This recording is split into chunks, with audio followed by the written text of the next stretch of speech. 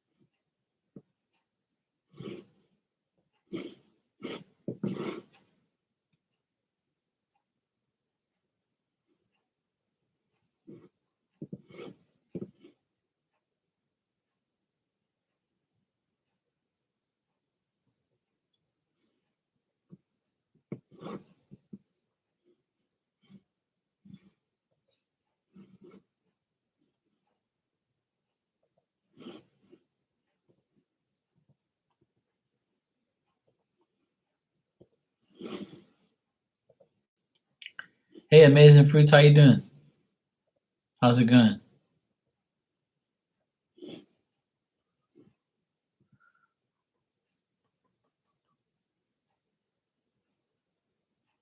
Good? Good to hear. Glad you're doing good. Me, I'm great. Had a nice day today. My birthday is tomorrow, and I celebrated some of it today with family because tomorrow is Monday, so everybody goes back to work. And so, because today is Sunday, the day before I took everybody to brunch, and I had nice dinner just now with my family as well. So it's been nice. And tomorrow I'm gonna have my cake and have dinner with family again. So it was nice. I get to chill out and have fun with my family. Thank you. I appreciate that. So yeah, it's doing a lot of birthday celebrating and hanging out.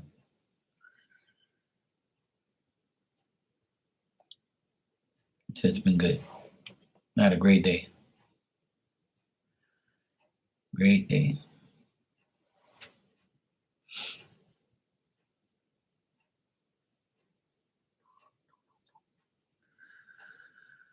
Otherwise, that tomorrow's gonna be another day.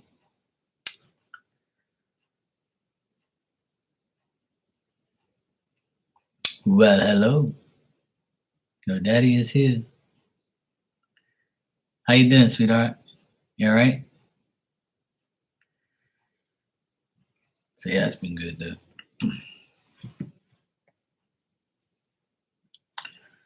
All has been good. Make some room out here. See, I look good. I wanted to look extra good for you. See, trying to entice you.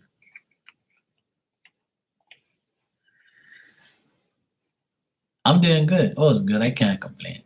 Had a nice day with my parents and my sister and her boys, and then we just had dinner. Me, my sister, and her boys, my nephews.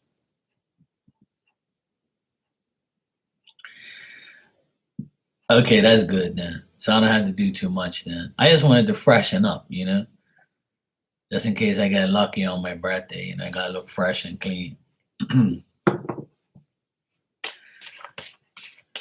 Yeah, I've always been good. I had a nice time with my family. Amazing Fruits, thanks for the donation. You can ask your question when you're ready, sweetie. So yeah, it's been good. Talking to some people wishing me happy birthday for tomorrow, and people that remembered and texting me all day and things like that. So even had a woman I used to date. She hit me up just a while ago, and it's still the same. She's still crazy. But they always remember my birthday. They always remember to say hello or to connect with me, to aggravate me. They always remember that part. Like, oh, where you been? Why you don't talk to me anymore? I don't talk to you anymore because I don't damn well trust you, woman. What you think? Why am I going to talk to somebody I can't trust? And the famous thing is, what did I do wrong? I'm like, you know what you did. You want me to tell you? Oh, thanks, sweetheart. I appreciate it. I'll be here tomorrow though. And if you don't see me, I'll come in your room and say hello. It ain't easy, you know what I'm saying? People never admit their lies, but I remind them of their lies. And it's just like, oh yeah, well, okay. I'm like, yeah, whatever, man. Just leave me alone. Maybe always trying to like see if they're unblocked or ghosted or something. See the palm reader I have in mind. I want to know if they're warning me against gun. Well, Amazing Fruits, if you're gonna see a palm reader, it all depends because sometimes like that palm reading stuff is all regular. I compare a palm reading to like astrology and to readings and everything else. You know, they're gonna look at your palm. They're gonna tell you that this line is your heart line. This is how long you're gonna live. This here means that you can do cartwheels. This line here tells you that you're gonna meet somebody and then it's not gonna work. And then this little line here is your marriage line. And see the distance between this. This is later in life. You're gonna be married. Blah blah blah. That's all they're gonna tell you. That's exactly how it works. It's pretty much a waste of time. But hey, if you want to go, that's up to you.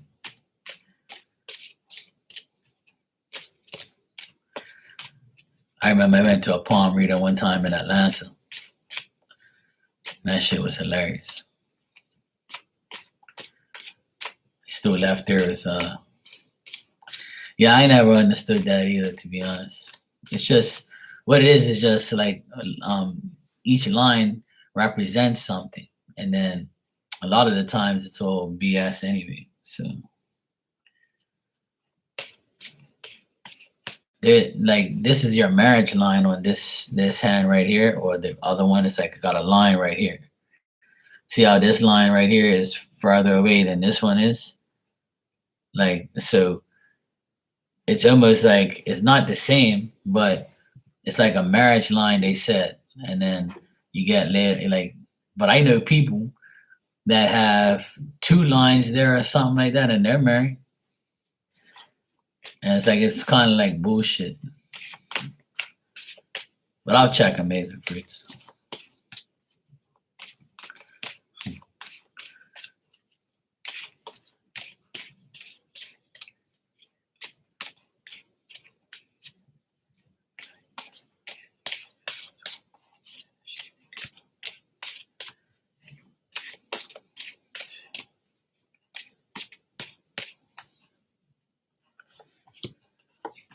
Well,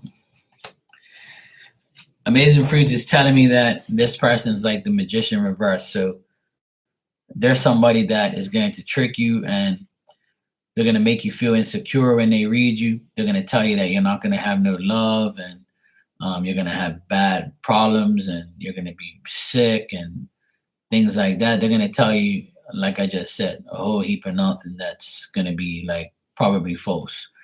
And you're going to, if you do go and you decide to go, it's going to be inconsistent, and it's just going to be something that'll make you change for no reason.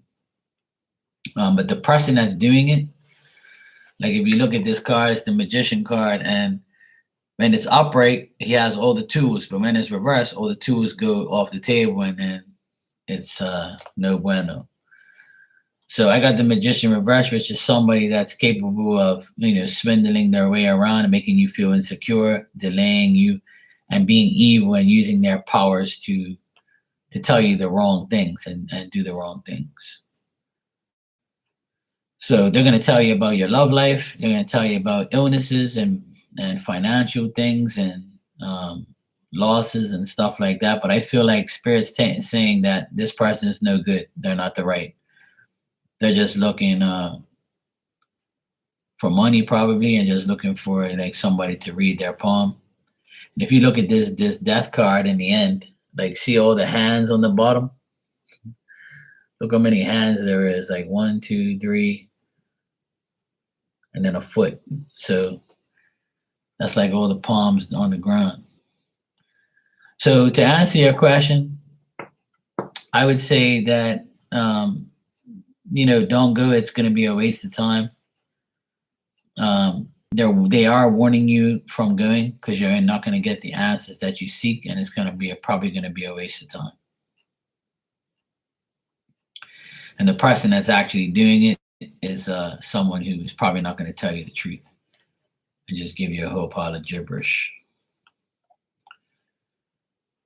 I kind of felt that before I even pulled the cards, and it's kind of confirming it. Even on the bottom, it's the 9 of Wands, which is deception and someone who's going to hide things from you and make you feel like you got to struggle, or make you anticipate the worst. So I would say Spirit's saying not to go.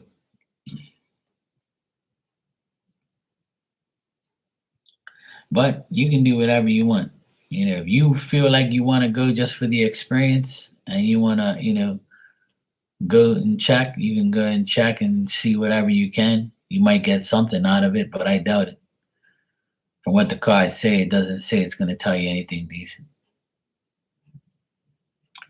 So I think Spirit's trying to warn you for not going. And if you're asking me this question, you're probably thinking about that already.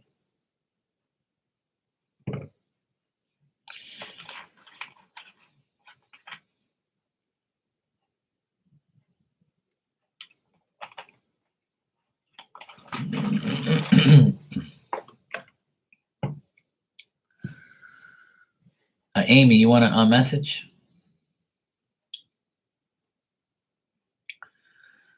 You sure can. What type of message would you like? I got love message, spirit message. Love message? Sure, you can get a love message. I got the Lovers Oracle.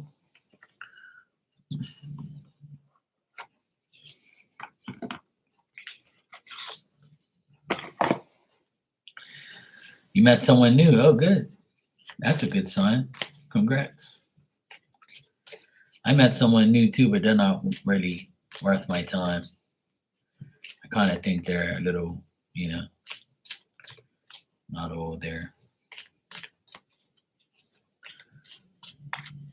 I have to see how it goes, but I doubt it. They're already annoying me. Hey, Virgo, what's up, sweetie? How you doing?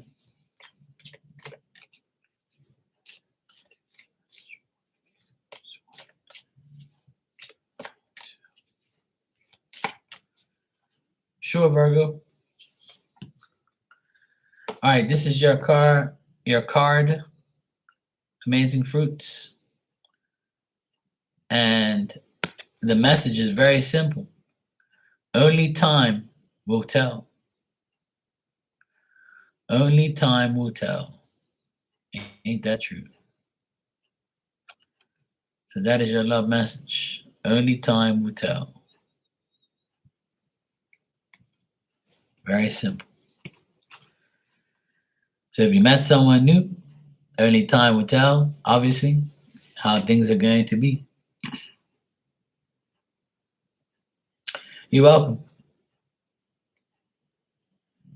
You're welcome, sweetheart. Thank you. I appreciate it. But hey,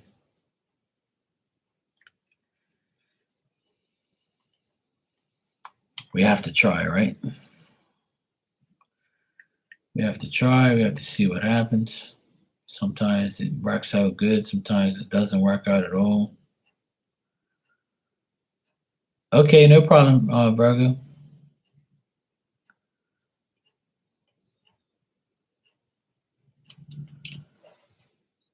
Just get fed up with sometimes you meet somebody and then you're like, what the heck am I got myself into? And other times you're like, okay, this is interesting. Let me see where it's gonna go. I'm in between minds. I'm like, well, I don't know. I already got like a red flag already, so that's why I'm kind of like staying on the low right now. Like whatever, you can talk to me if you want, but I'm not gonna go out of my way.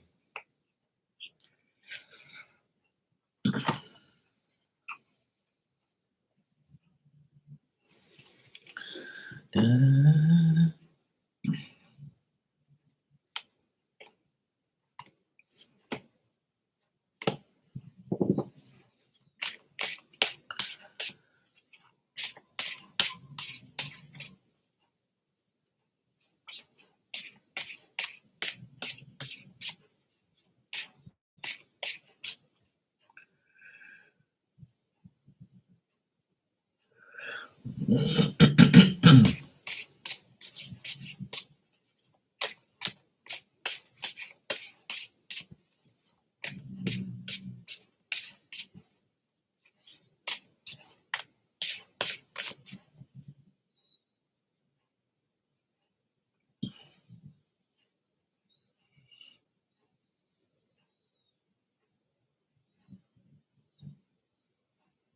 This dog's just snoring away. I can hear her snoring in the background.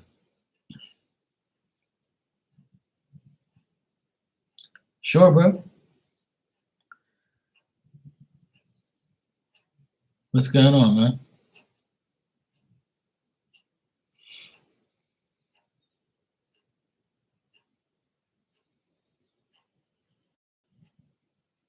Mm-mm-mm.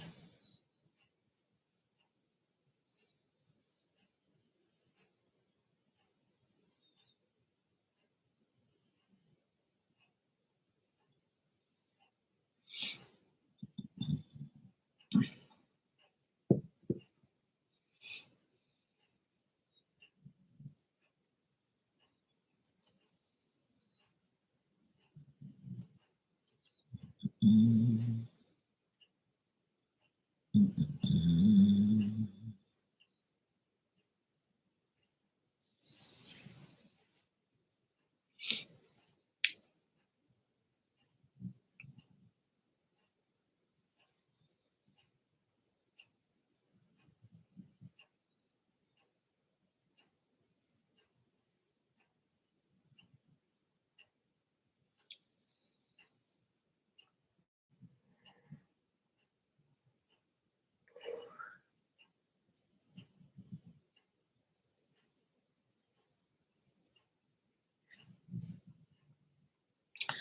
Can a person really feel someone's aura, especially if the scenario, especially in the scenario when meeting a stranger? Yeah, you can.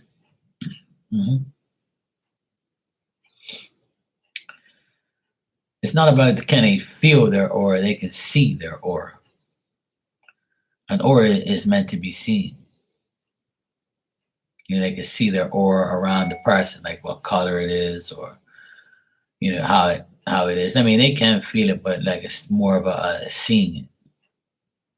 They see the glow behind them or the glow around them. An aura is like a glow or a color or things like that.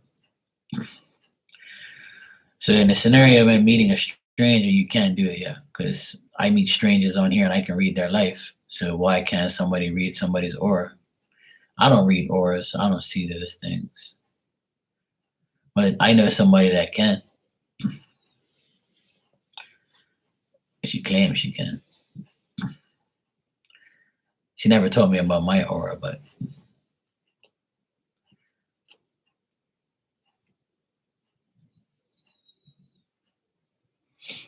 I don't really get too many people talk to me about auras and things like that. I really don't. I've never really seen an aura or anything like that. Anytime I see auras and stuff, it's meant with spirit. Sometimes I'll see spirit and stuff. I see spirit, and I'm like, and then I see like a white light behind them and things like that, or around them. But that just is regular to me, though. But yeah, to answer your question, someone can see it and feel it to an extent. Yeah. Some people actually have the gift of seeing that, of seeing auras. Thanks, Virgo. Um, your question is, I want to know how Harrison feels about me. We've been talking and hanging out for a couple of weeks. You get along well. Okay, let's check.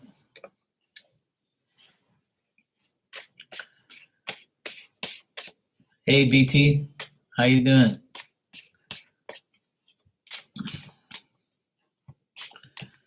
All right, so Virgo, you want to know about this person, Harrison.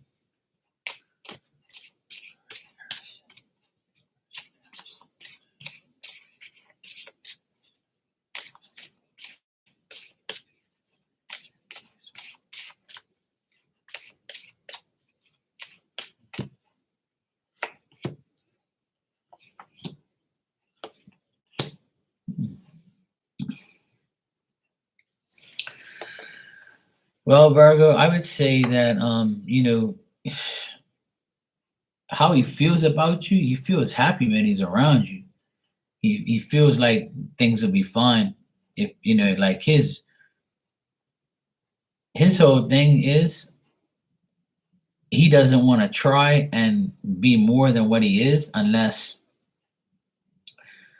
he thinks that it's gonna be like he thinks he's gonna have bad luck if he does, or he's gonna end up having bad luck if you guys be more than friends. I think he's happy with being friends and happy like hanging out with you and stuff, but he's also contemplating on whether or not he should go all the way. If he does, he knows he's gonna have to deal with you, your family, family matters, and things like that. But if he has a family too, then it's like a double family dwelling and things like that, and family matters. Um,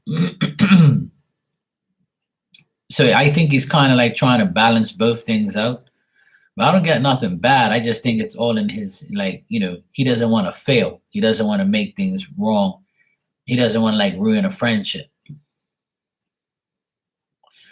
Yeah, probably. But the thing is I think that he might think that people on the outside looking in are going to influence things between the both of you. Like maybe somebody might tell him, "Hey, why would you hang out with Virgo and do this and don't get too close to her because she's this and she's that."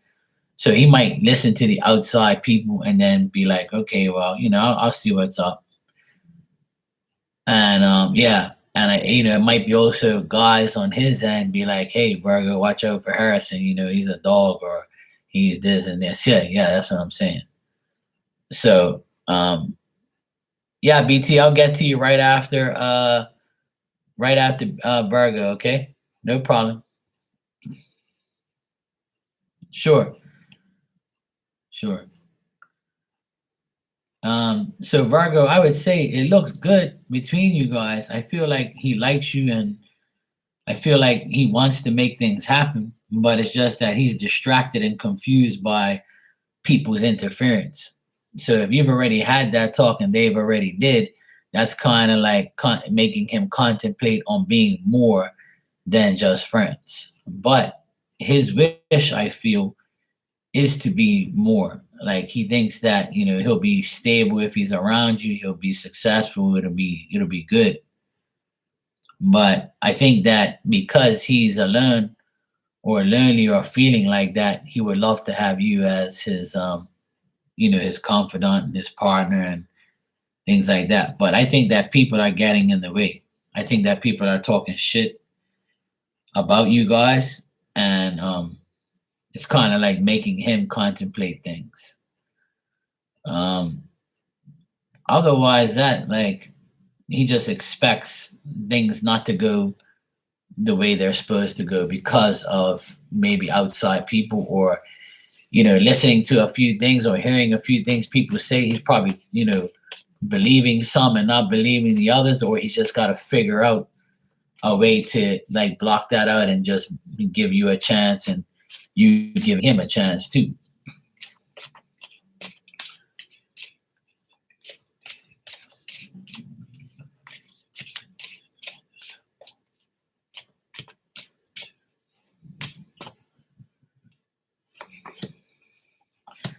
Like I don't see you guys being in a love relationship or anything like that. I just see you guys being friends for now.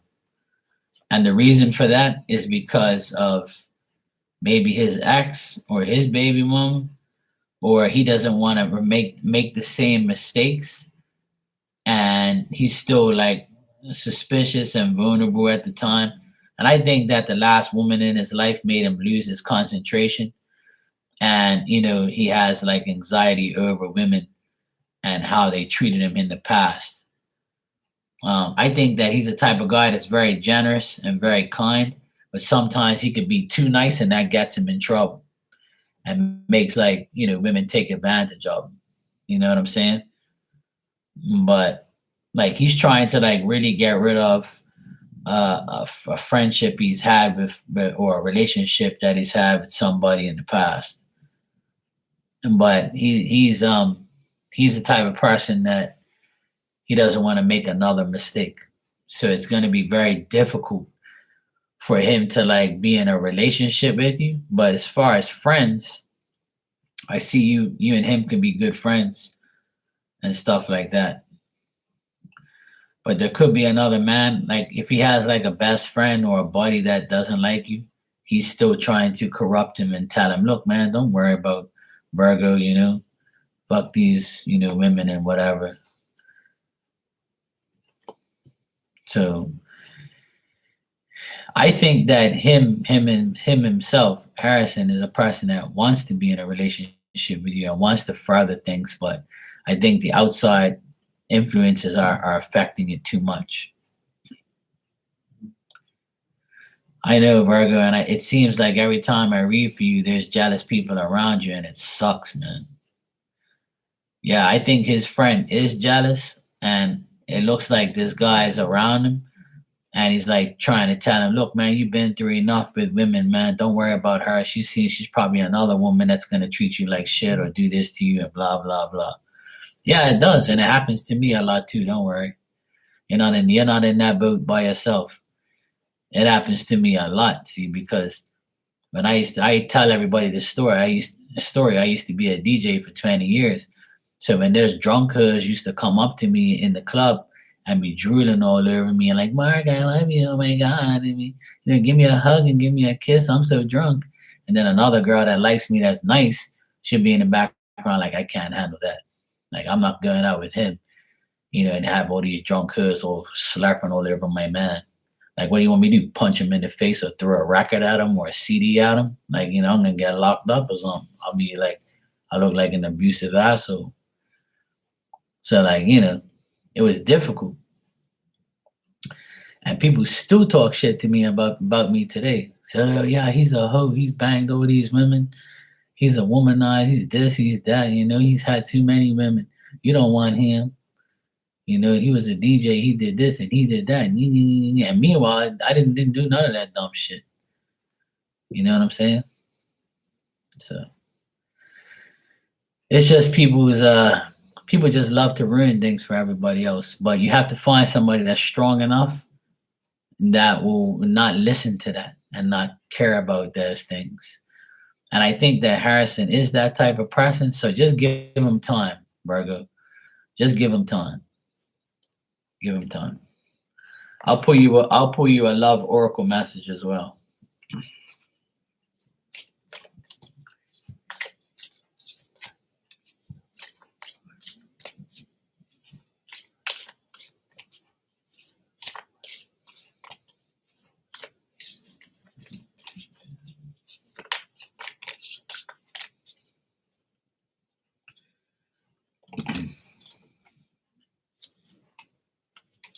One thing. All right. Card was stuck. This is your card. Oop. Let me cover that up. I don't want everybody to see your nipples. All right, this card says emotions are a natural and necessary part of life, but they can also distort your perception and cloud your vision. In order to see things clearly, you must let go of resentment. So there you go.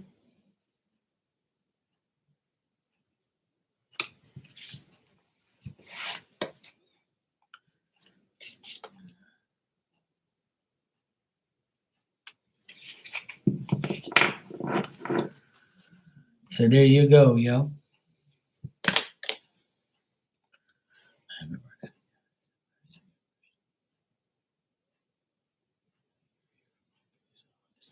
Thanks. Okay, cool. All right, I'm gonna answer my friend BT's question now, and she's at work, but I'm gonna go ahead and answer for her so she can come back and look at it. Mr. Agent asked me to reduce the price again. I have reduced the asking price at least twice over the 12 months. I understand the market is not ideal, but when you push, do you see what happens next with my selling? Any advice for me? All right, cool.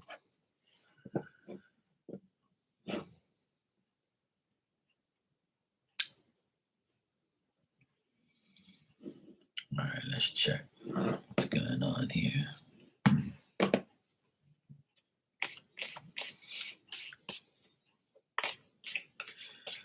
All right, BT wants to know about this person's nod.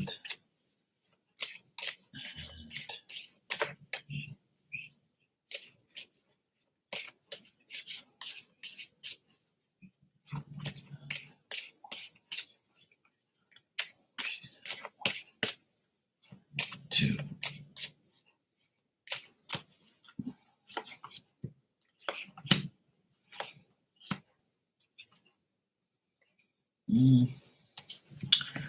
All right, BT. What I see here as far as like selling the unit, if you put the price down any further, if you do put the price down further and do what your real estate agent tells you, and there's a chance that you're going to sell it, but it's not going to be for what you want, and you're probably going to, lose something. But I think it's more of I think that he thinks you're being selfish or you're not understanding the market or understand. I know you said you do understand, but he thinks that you're being shallow or you're not accepting the fact that his knowledge is right. So he might think that you're not understanding, you're selfish and you're being ignorant and you're feeling short-sighted because you don't see what he sees and or they see. And he wants to make like new plans so you do sell the unit. And as real estate people, they want you. You're welcome, Virgo. They want you to sell the place so they can get their commission. So at the end of the day, he wants you to sell it. He ain't worried about you. He just wants his money. And I feel like this person is like that. They're attempting to make things better. And they're still uncertain whether or not they're going to sell this place because of what's going on. But I feel like on the next, if you continue the effort, you'll end up selling it, and you're gonna end up selling it around a holiday time. So the next holiday time, I feel like that's when it's gonna get sold, or somebody will buy it.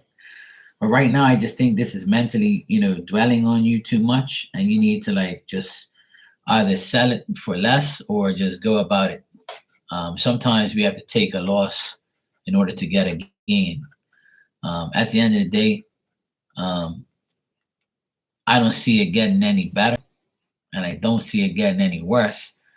I just think that this person's trying to attempt to make things to sell it so that way they can get what they want, you get what you want to a certain extent. But I do feel like your real estate agent thinks that you're not understanding and you're being selfish and you want to get what you want for it.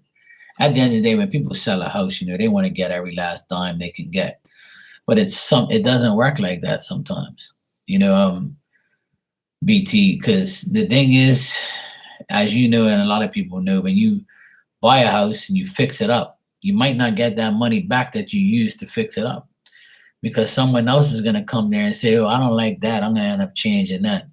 So if you want me to buy this house, I can only give you this much. So you're going to get your money back or break even. There's hardly anybody that makes a huge profit off of something that they soaked a lot of money into, unless you sell it to a dummy and sell it to somebody who actually doesn't know what they're buying and just buys it because they got the money.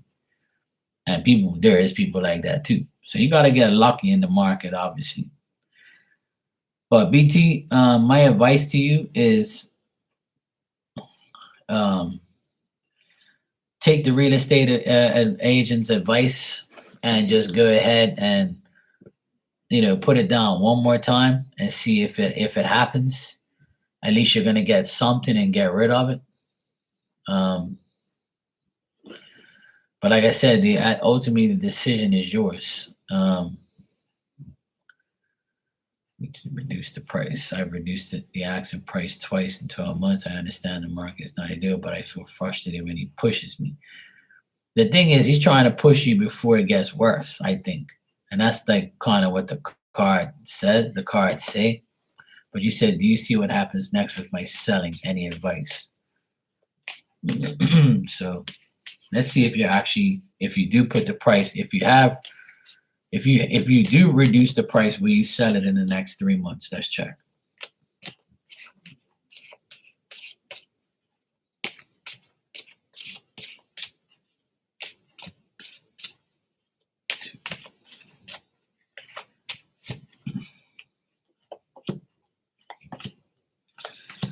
Yeah, I still don't see you really selling it in the next few months if you put the price down. It's still telling me it's still up in the air. BT. It's still something that's up in the air. I think that even if you put the price down, you're still not going to sell it. It's still not going to get sold for the price that you have, and it's going to give you more setbacks and more obstacles to overcome. It's going to like mentally drain you, and you're a real estate agent. But I think you might have a new person that comes by and like gives you a bid or something or checks to see if they can get it even cheaper, and you're gonna be like, no, bro, sorry.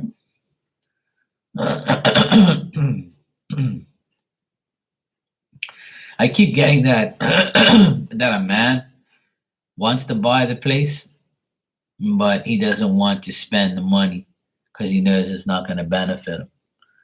So BT, that sucks, but I just don't see it being resolved anytime soon, unfortunately. And my advice is to always rent the place instead of sell it. Because if you rent it, at least you're getting something from it. And I know you want to sell it, but if you sell it, you're going to have to sell it dirt cheap and take a loss, or you make it rentable and rent it. At least you're renting it, you're going to make some type of money. And people are always looking for somewhere to rent. So it's totally up to you. But my advice is if it doesn't sell in the next month or two, I would say go ahead and rent it. At least you're going to get something from it. Because if it's sitting there not being rented, then what's the sense of having it? If no one wants to buy it, you can always rent it and then see if you can rent it. And if you can rent it, at least you'll make money. At least it's getting used. Or, like I said, if you want to sell it, go ahead and sell it for less than what you want to. But I don't, even though I don't see it getting better. Unfortunately. Unfortunately, I don't see it getting any better. So sorry, BT. It sucks. That's the way it is. I know a lot of people that are trying to sell their homes here and they can't find nobody to buy it. And I know, but not too many people are willing to spend a lot of money on a house because a house right now, to buy things for your house, to give somebody an affordable rent, to give somebody an affordable loan, is very, very difficult in these times right now. Only the rich can do that stuff. And if we don't have somebody rich taking it, then we're kind of screwed. That's why I don't think I ever want to own a house in this, time right now. I mean, I would love to own a house, but the problem is you have to have house money, future house money. Because, when things break down, the next time, like say if you buy an oven right now, and you got a nice gas oven, and it costs like $8.99. And then 10 years from now, you need another gas oven because it's acting up and you got no parts and blah blah blah. And it costs you, you know, 2 grand because they got some high tech shit on it or whatever. You know what I'm saying? It's got a light in the fucking oven or something, or a light on its own on demand or some crazy shit. So, it's like you're always gonna have to spend thousands of dollars if you own a house. That's why a lot of people rent, and other people they get a house and they can't afford it and end up losing it. Like my neighbor, they lost their house because they couldn't afford it. Ended up losing it and then ended up going on the market for being half the price it's worth. Meow, what's going on, Becca? How you been?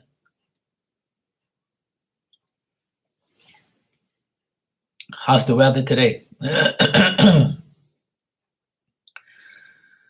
I always have this thing because I work on houses. When I work on houses and people call me, hey Mark, can you change my electrical? Hey Mark, can you do this? Can you do that? Can you put this up? The prices of everything, the materials alone is ridiculous. Everything is going up. Like I'm supposed to price a job for this guy. He hasn't even given me the plans yet. He bothered me to do the job. And now he doesn't even give me the plans.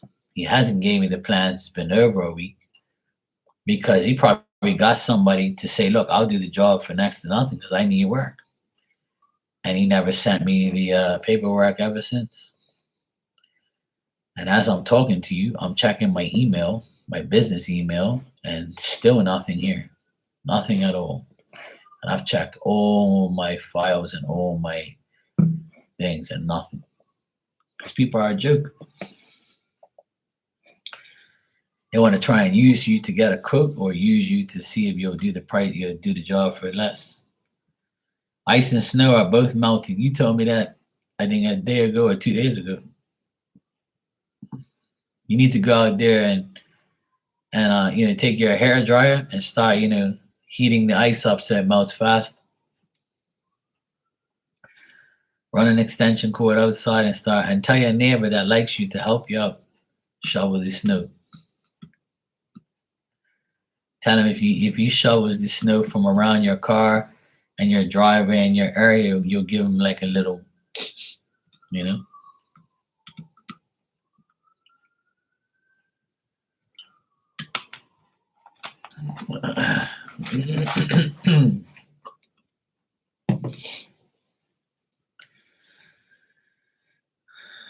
Here it's like 57, so it's pretty cool for us, but it's nice too. I love it. I like wearing a hoodie and sweatpants and being all nice and cozy.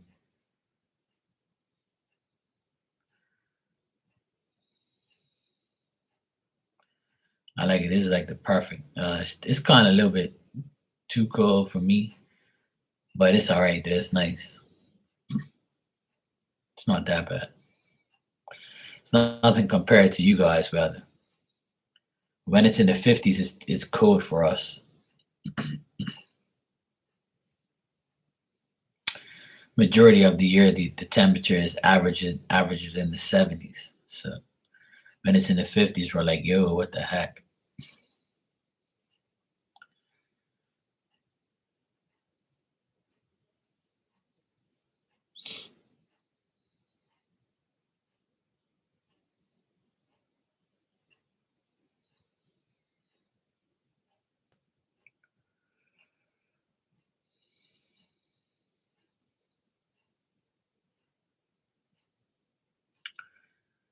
Snow, snow, snow.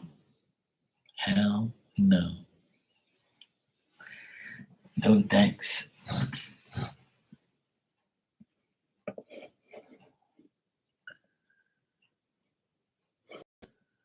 You want to message back?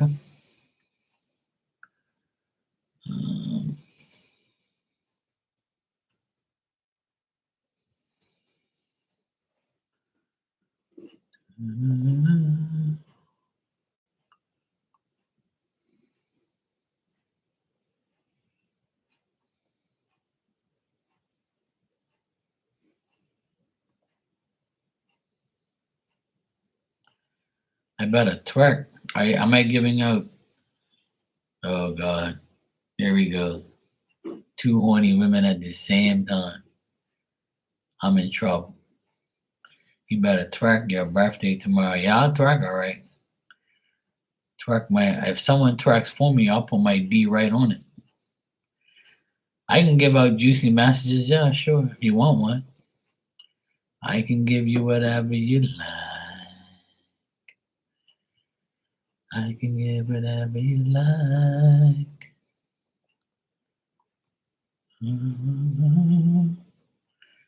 What the fuck is this?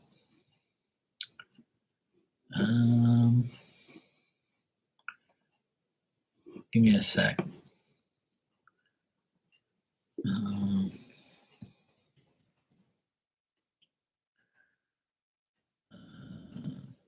Two.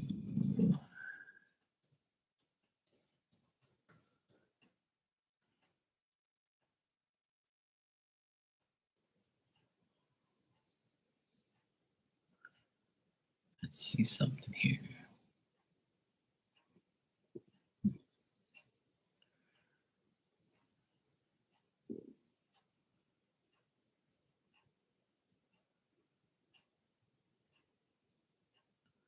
Oh, so it hasn't even left yet. Oh shit.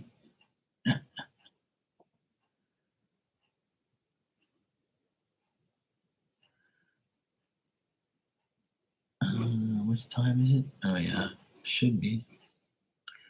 Not my problem. Okay. You're wide open? Give it to me. Oh my god. What the heck is going on in here? Look, remember I was asking you about this chick? So this girl I used to talk to last year, the beginning of last year, I was talking to this next girl. And I gave her a reading one time, and then she started like talking to me and stuff, and then we started to get to know each other. And then she started lying to me, and I caught her in her lies. And then before all the lies, like she said that she was going through some hard times, and I kind of like felt bad for her. So she asked if I would lend her, $50. So I didn't want to do it, but I was like, all right, I'll lend you $50, no problem. So I gave her the $50. Then she says, I'll pay you back next week. So she never paid me back. Still hasn't paid me back. And then she was still trying to butter me up, talk shit to me, all that type of stuff. Oh, yeah, you're so great and blah, blah, blah. And I'm like, yeah, okay, whatever. So then I ended up, being cool with her and stuff. We started talking for a couple months, getting to know each other and stuff. Then I caught her in another lie. So I caught her in like 2 or 3 lies, and I was like, yeah, fuck this. I don't care. You can keep the $50. You can go to hell. I'm gonna block your ass. So I ended up going, like, I have WhatsApp and Instagram and all that shit. So I just downloaded, 2 days ago, I downloaded Telegram because somebody said that they wanted to talk to me on there because they don't have WhatsApp and blah, blah, blah. And I was like, look, I don't want to Telegram shit. I don't want none of that stuff on my phone. Oh, please, can you do it for me? Okay, right, fine. So I started talking to this this person. So while I'm on Telegram, that girl comes and saw me on Telegram because she was still on my contacts for some ungodly reason. She saw me on Telegram, hit me up. Hey, Cindy, how you doing? She hit me up and was like, hey, stranger, I know what tomorrow is. And I'm like, what the fuck? And I was like, where you been? She's like, where you been? I'm like, I've been working, whatever, blah, blah, blah. Where do I want you to send it to markymarkstarot@gmail.com. And I'll get it. Thanks. So she hit me up earlier tonight. I was like, oh, happy birthday. I remember from last year and blah, blah, blah. And she sends me a picture, right? She goes, I'm sending you a special picture of me. And I'm like, okay. So she sends me a pic with her, her jugs all out. And I'm like, okay, great. Thanks. I appreciate you sending that to me. And I was like, by the way, it looks like you haven't changed. And she never responded. I laughed so much. I was like, these fucking people are crazy. They really are. Like, I cut you off and you still came back to come speak to me and then show me your jugs for my birthday. And I'm like, okay, thanks. I can see you haven't changed one bit.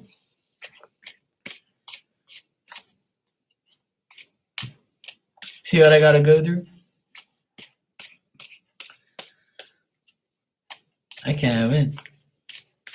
Well, I did kind of, but not really. You know. All right. So, you guys want a juicy message? Let me see.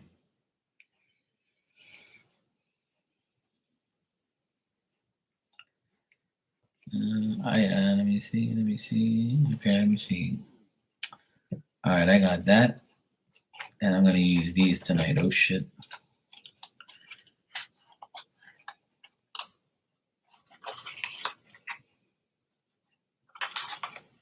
All right. I'm gonna give you a message from my bootleg deck. And I'll give you a message from the sex card deck. All right, back at your first. Let's see what we got here.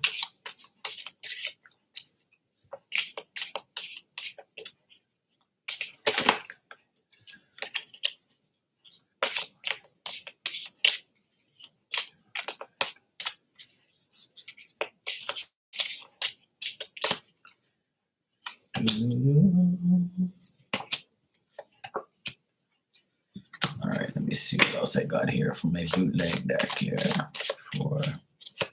You're scared. Don't be scared. Coming in here asking for juicy messages and sex messages, and now you're scared. You run up your mouth all the time. Yeah, I want BBC and I want it all. And now you're scared. See, I knew you was all mouth and no action.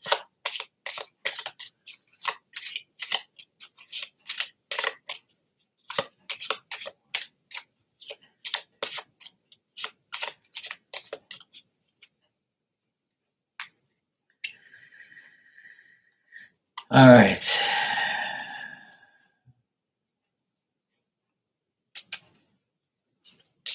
Let me concentrate.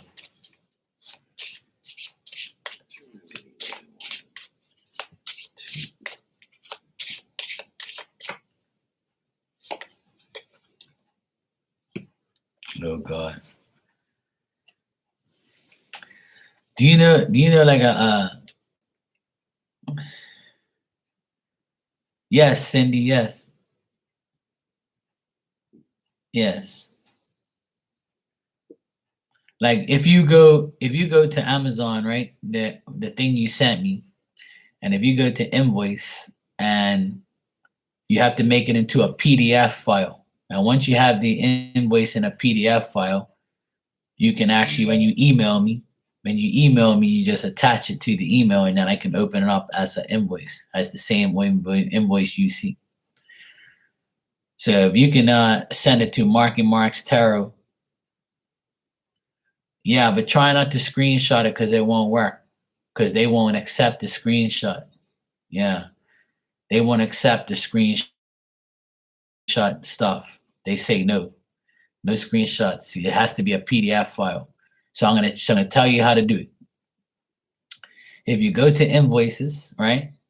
Yeah. Go back to Amazon, go to invoices, and then when the invoice comes up, you right click on it and it says print, and say save, and it'll have an option where it says save as PDF file.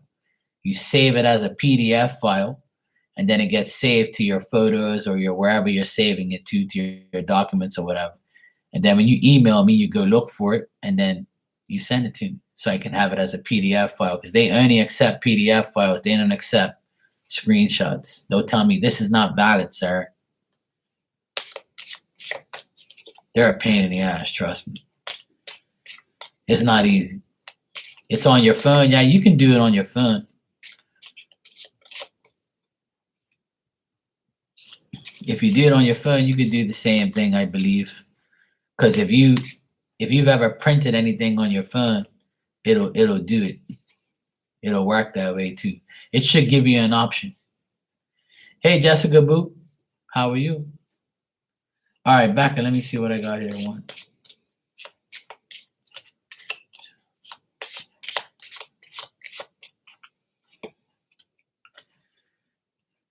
All right.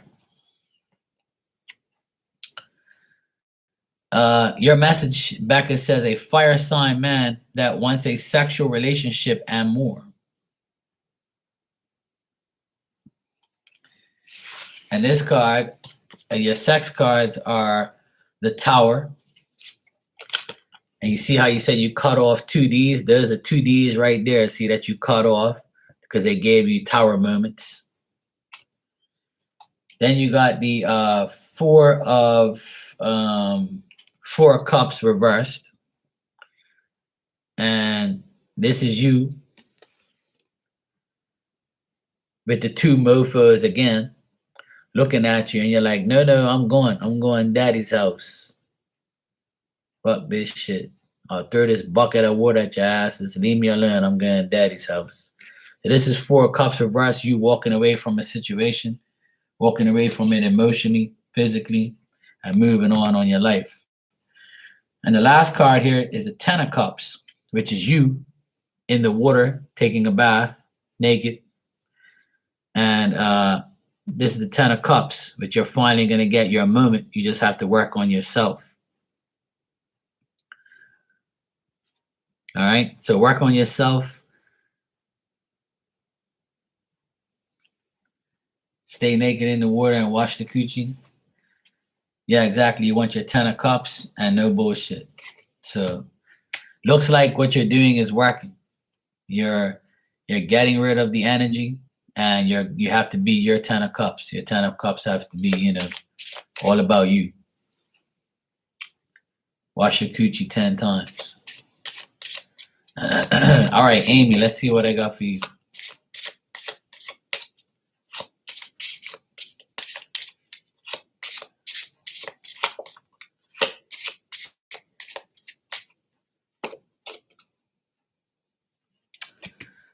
All right. You're welcome, sweetie. Amy, you got a water sign man that is clingy and wants sex, love, and romance.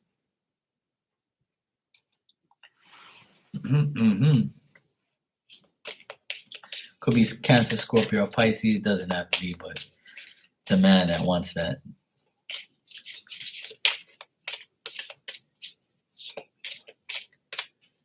Amy always gives me that.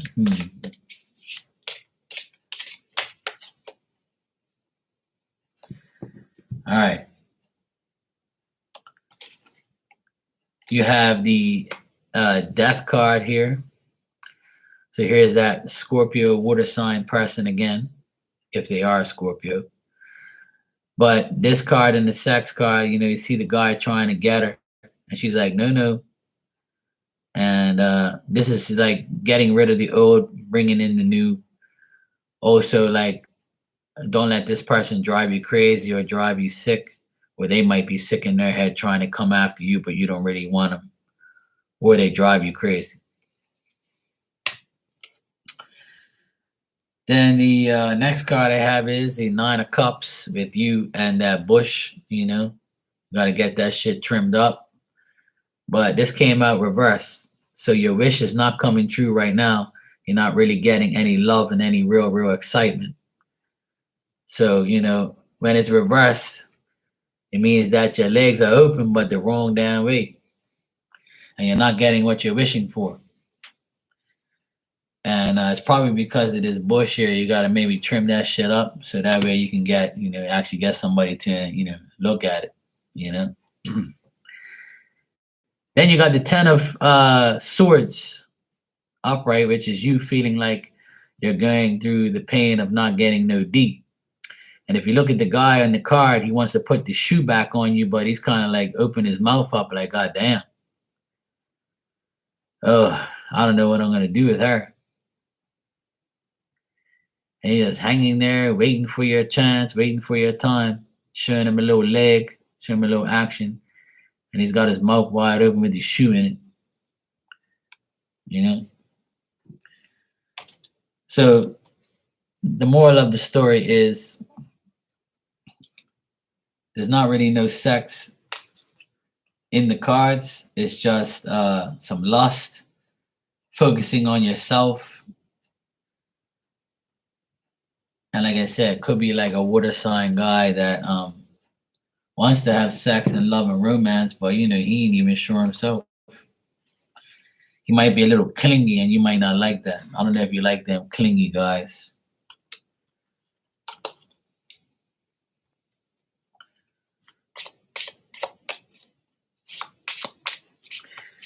That's what I'm saying, You're welcome. No problem, sweetheart.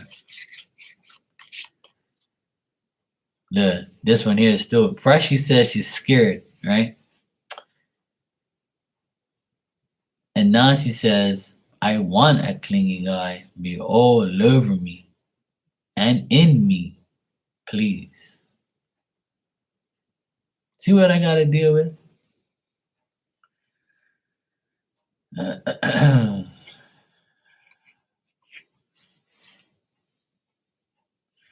You can have me anytime you want. I'm always available. I'm always willing and available. I'm like I have D on demand. You just gotta press the button and it arises to the situation.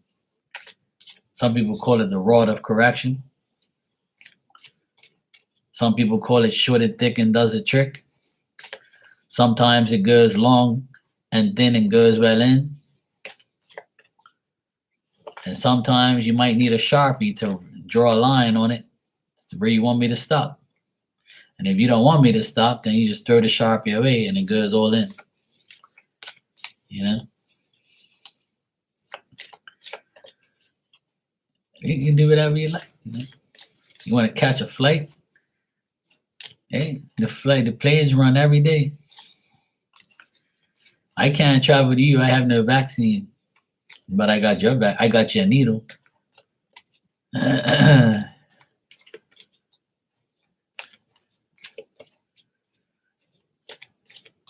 Okay, Cindy, did it work? I'll check right now if it's right.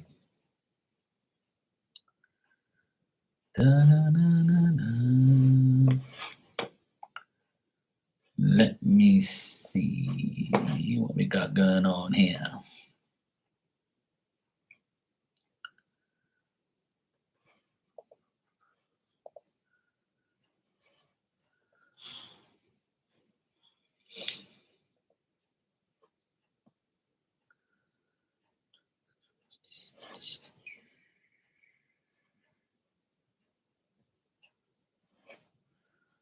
Okay.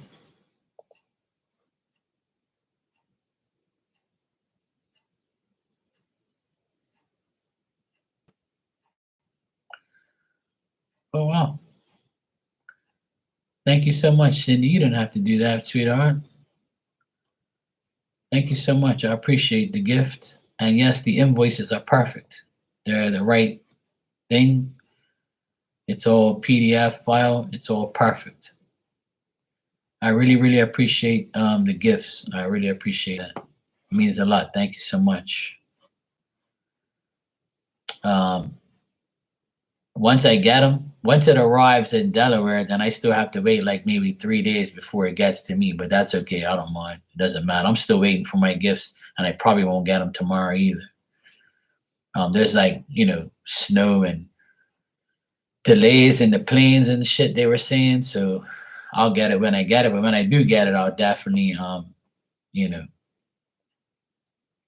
No, that's fine, sweetheart. It's a thought that counts, and I'm blessed to get the gifts, and no need to be sorry. Trust me, I'm very grateful for whenever it comes. I don't care if it comes next month. I don't give a shit. It's just a thought that counts, and I really appreciate everybody blessing me with gifts and even saying. I don't know. I have to see when it comes, but It doesn't matter. That's fine. I don't mind paying the duty. It does. It's not a big deal. It's the thought that counts. So to me, I appreciate everything everybody does by far. Yeah, that's fine. And I'll make sure I give you a card from the decks that you buy me. It's very much greatly appreciated. So yeah, at least the invoices are perfect. That was great. That was great. No, that's fine, sweetheart. Me, I always will like it. Thanks, sweetheart. No, that's fine, sweetheart. I'm the type of person that when I receive a gift, I don't discriminate it in any way because I knew it was from the goodness of that person's heart, and they did it for me, and I appreciate it, and I always appreciate gifts, no matter how small or big or how much or whatever. Yeah, no problem. That's how you do the PDF file. It's very easy. I had to show my sister to do it because she had some things. Because see, they don't accept screenshots and stuff like that because it's not clear, and they're very like anal on what they do with the customs forms and all that bullshit. That's why I tell people, sometimes don't even bother sending me anything because if it's gonna be a hassle, like I don't want you to go through a hassle to do it. But that as long as it wasn't a hassle, then it's fine. Yes, I know I'm everybody's favorite Aquarius these days.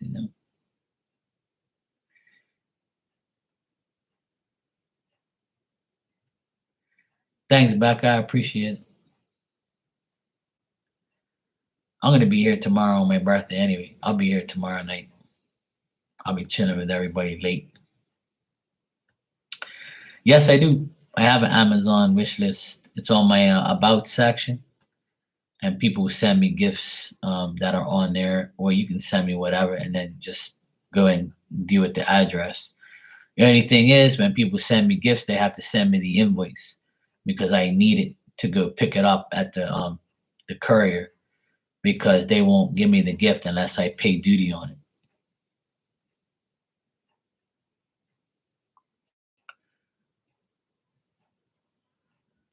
Yeah, it does that sometimes because I don't know for what reason, Cindy, it's the buyer.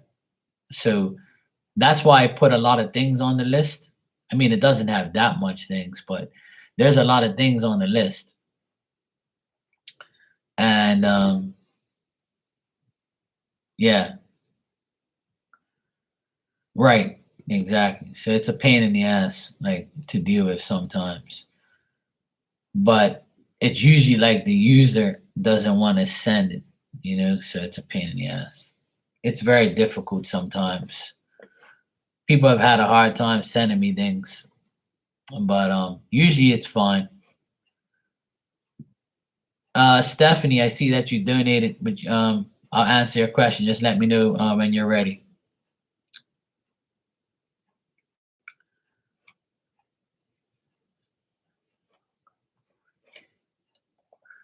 Right. But thank you so much, Cindy. I really appreciate that.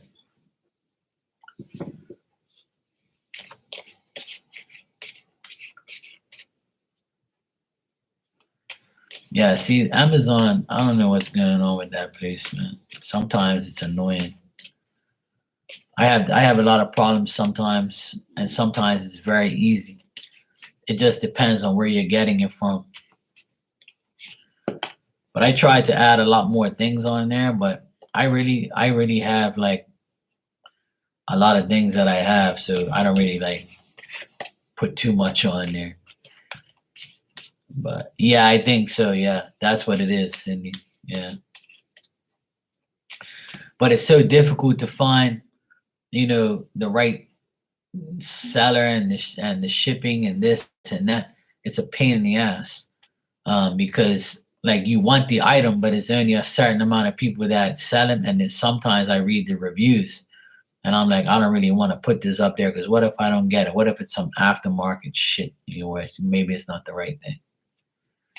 All right, Stephanie, I'll check. Thank you for donating. I appreciate it. I'll ask about your question now.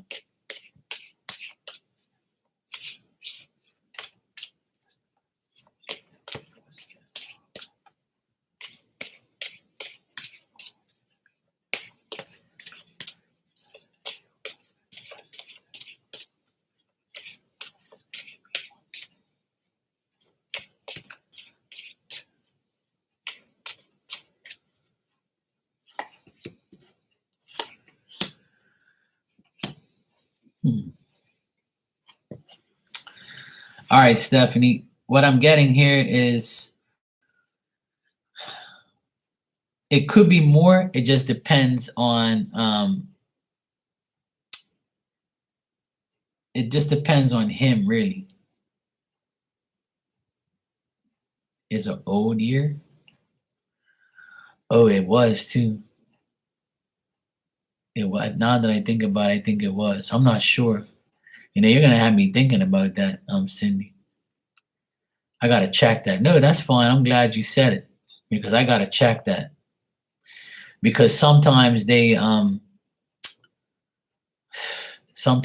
like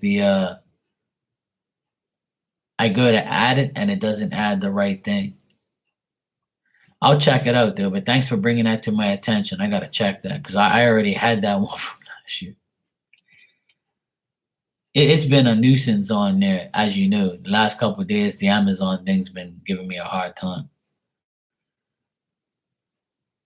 Stephanie, I would say that it could be more than just a hookup, but I think that the guy with a person, they generally, are being kind of, being friendly and mature and honest about how they want things. If they told you that it was just a hookup, then it's going to be just a hookup. But if they signify more than that, then I think that that's what they actually want. So I think it really depends on the person, the guy. I think that there's kind of an indecision on proceeding and trying to be more than what it is. But I think that because it's just a hookup so far, that it just seems that way. Um, I don't think you're gonna be too happy with the outcome here and there. But the problem I do see is you accepting the fact that it could be just that, and that's it. Um, but I think that this guy that you dealt with, I think that he actually wants more, but he's not even sure himself in proceeding or even wanting more. But I think he generally does. I think he wants to be honest more than anything and tell you what he really wants. Um, but I think it's a decision that has to be made from both of you, not just one of you. So, but right now, I feel like he wants to be honest about what he feels like he wants, if that makes sense. So if he seems like he wants more, then he does want more. But if he told you, hey, this was just a hookup and I don't really want to go further, then he's being honest.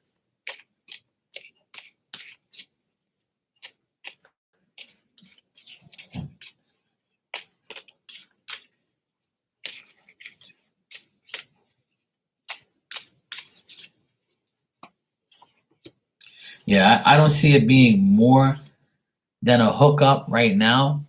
It could possibly be, but I get no more than yes. And I think that he really likes you and admires you. Um, but I just think that he's also, or he could have been already honest with you about what he wants.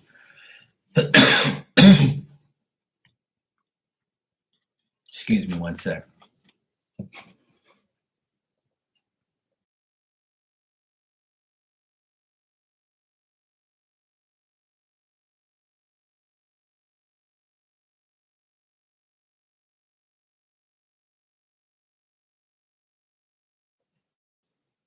Yeah, so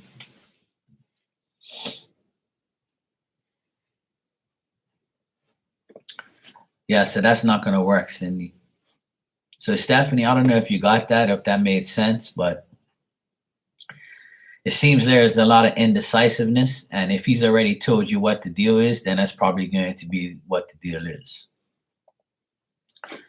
So if he told you, look, this is just a hookup, or I don't really want to be more than this, then he's being honest. But if there is going to be more between you two, then I feel like it's up to him to make the decision.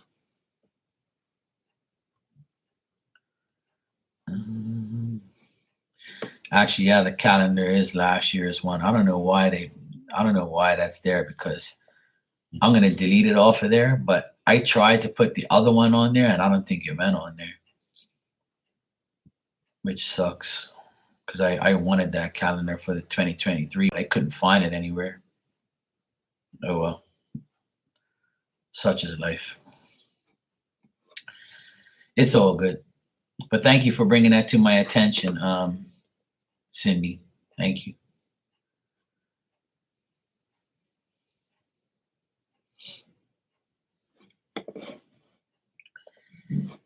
Thank you. Thank you.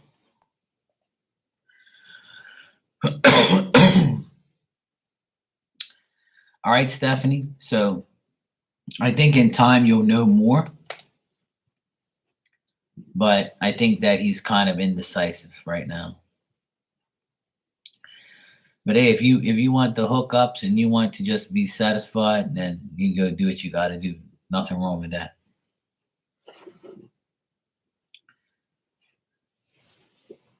Hey, Bronny, how you doing?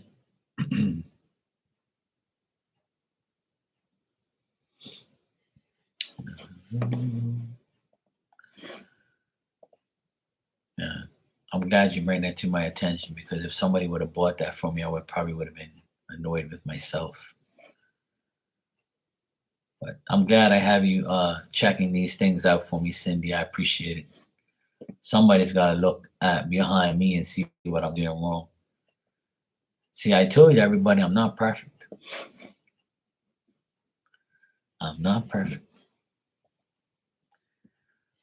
But I'm glad. I'm glad that's resolved. I actually got to look at that again. Cindy's been a lifesaver for my Amazon problems. So it ain't easy.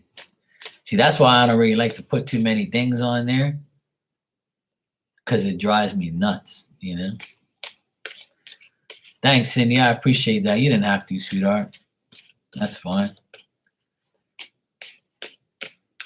Because I've been looking for it, but the date on it, like for it to arrive, is like way down the road. Like, it's like, what the heck?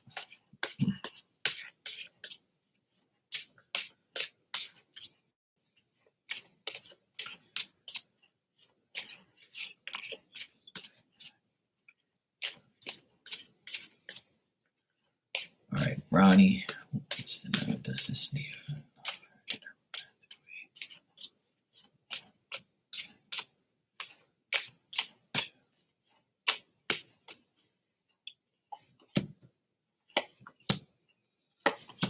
Mm-hmm.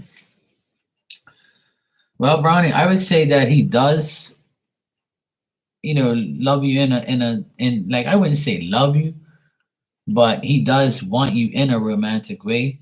It's just that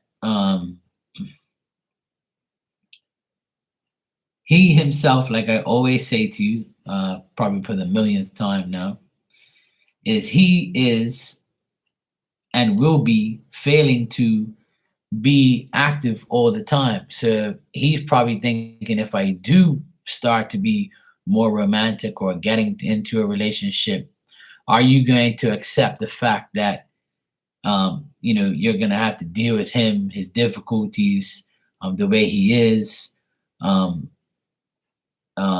with his rashness, his advice, and his inactivity. Like, he might not want to be with you 24/7.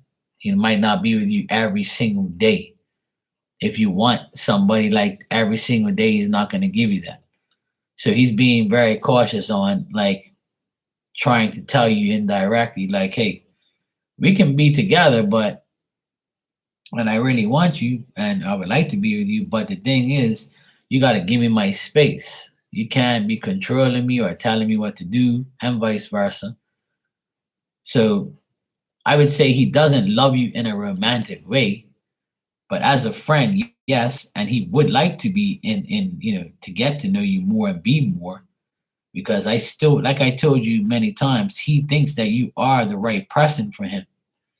Um, he thinks you're the right woman for him, but the thing is when he is not wanting to see you, how are you going to respond? Are you going to be one of those people who say, "Oh, you don't want to see me tonight? Where you going to go see your other bitch?" Or, "Oh, well, you don't want to see me tonight? Why? What's wrong with you? Why don't you put yourself on video chat so I can see if somebody's there?" That type of thing. So he doesn't want you to be like possessive or want more than what he can give you. So he can only offer you so much, but he doesn't know if you want that or how you're going to react to that. So right now he's feeling like, if I do proceed with Bronny, how is she gonna act? How is she gonna be? So right now he just wants to stay friends, but he would like romance and like to and want to love you, but he's still not sure.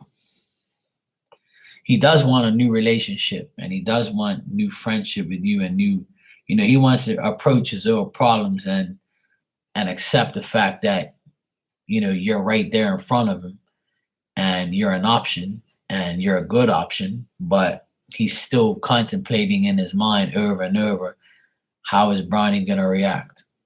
How is she going to treat me?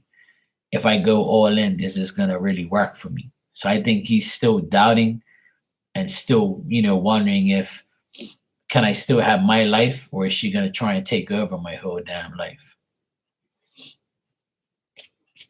So that's what I get.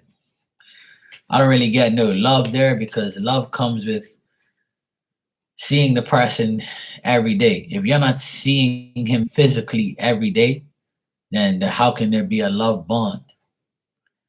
And people can tell you over a text that they love you and have never seen you or never really been with you too much. That's just bullshit love. But as far as, does he love you in a romantic way, I would say not really, but he would like to. And you're friends, so that's a plus. But it has to be, I think that being with him will have to be on his like terms type of thing. But that all depends on how Bronny wants to deal with things. But he does look at you always in a good way, like he wants to be with you.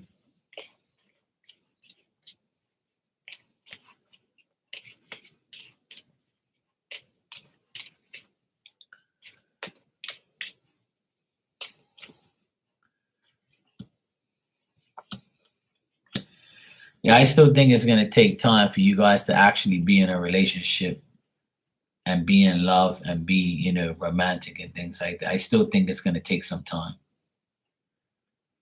I still think it's gonna take some time. And the reason is because of him. He still wants to transform his life and get himself to a better place, a better situation. Um, Whatever his goals are, he's not giving up on his goals. And until he gets what he wants, then that just leaves you as an option. So, but the good thing is that he likes you and he wants to be with you. But it's also the full moon in Leo right now, so his emotions are probably all over the place right now, and he's probably overthinking about every last thing. So I wouldn't really, say too much to him right now, because the full moon's in his sign, and he might, be acting a little weird. But yeah, I like I said, I still see that he looks at you in a good way. He still would like to be with you, but he just doesn't know what to do. He's still not completely ready, I believe. But yeah, it's understandable and it is a good thing.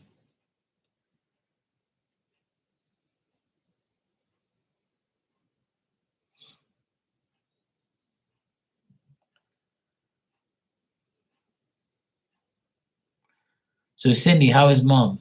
Is she better now? You're welcome, Brownie, and thank you too, sweetheart. I appreciate it. And I always wish you luck with that.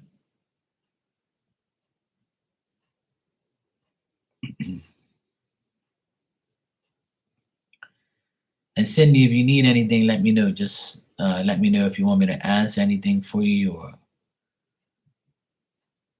she's a bit better. Oh, that's good. If she's a bit better, then that's good news.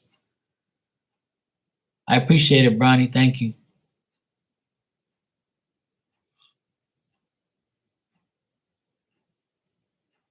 Well, that's a good thing that she's doing a bit better. If you told me she was worse, you know. No, that's fine, Cindy. Go ahead, sweetheart. It's okay. Don't apologize. It's fine. All right, Cindy. Thank you. You didn't have to, but I can't stop you.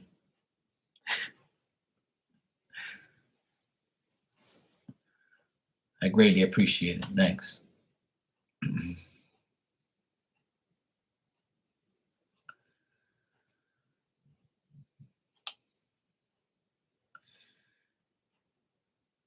She's able to pee now. Oh, that's good. That's always a relief is to pee.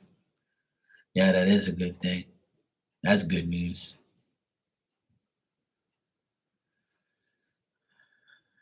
Yeah, sure. Actually went to because my birthday is tomorrow, so I went with my mom and dad, my sister and my nephews, and my and we went to I took everybody to brunch, to a nice brunch, a nice place. We saw people that we knew and stuff like that. It was actually one of the best brunches that I've been to, and it was crazy how nice it was. It was like really, the energy was good in the place. The food was great. It was probably the best we've ever had from that place. Everything went perfect. It was really nice.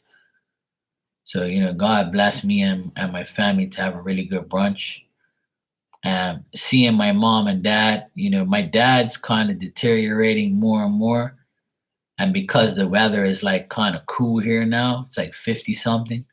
Like he says that he shivers and, he feels like he's like collapsing and, he feels like his bones are giving way because he's getting old. He's going 80 this year. And, yeah, he's got that bone chill. So, but he's getting really deaf. His ears are all fucked up. He can barely hear. I'm gonna like shout at him and shit.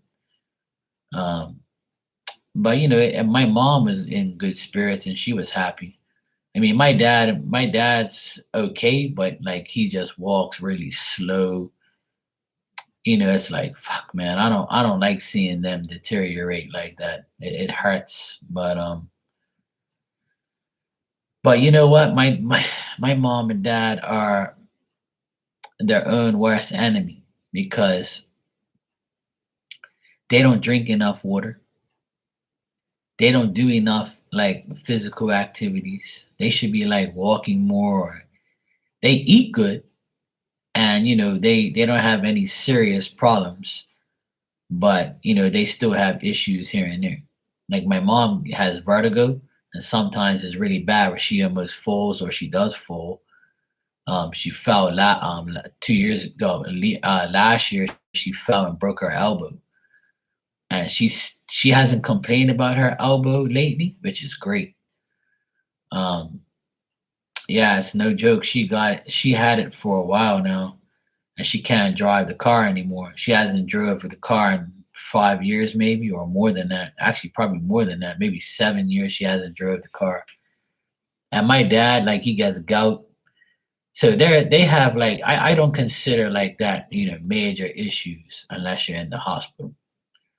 But they're going through their time. And when I looked across the table and looked at both of them, it feels good to bless them with brunch and on my birthday, and to pay for them, and to because they're the type of people, like when I got the check, when I got the check, right? Like my mom looks at me and she goes, "Is it a lot?" And I'm like, "Why are you worried about it? You're not gonna pay for it. I'm paying for it. I offered to pay for it because it's my birthday and I do it every year for the past umpteen years now. That's how we do it. And me and my sister won't let them pay for it. because we want to pay for it. Our parents have done a lot for us in all our lives, right up until the age of 19 when I left my house to go to an apartment and get my own car and have my own life, and I was enrolled in the army. You know, right up till then, they paid my way and did what I had to do, and put me through a good school. So why can't I do that for them now?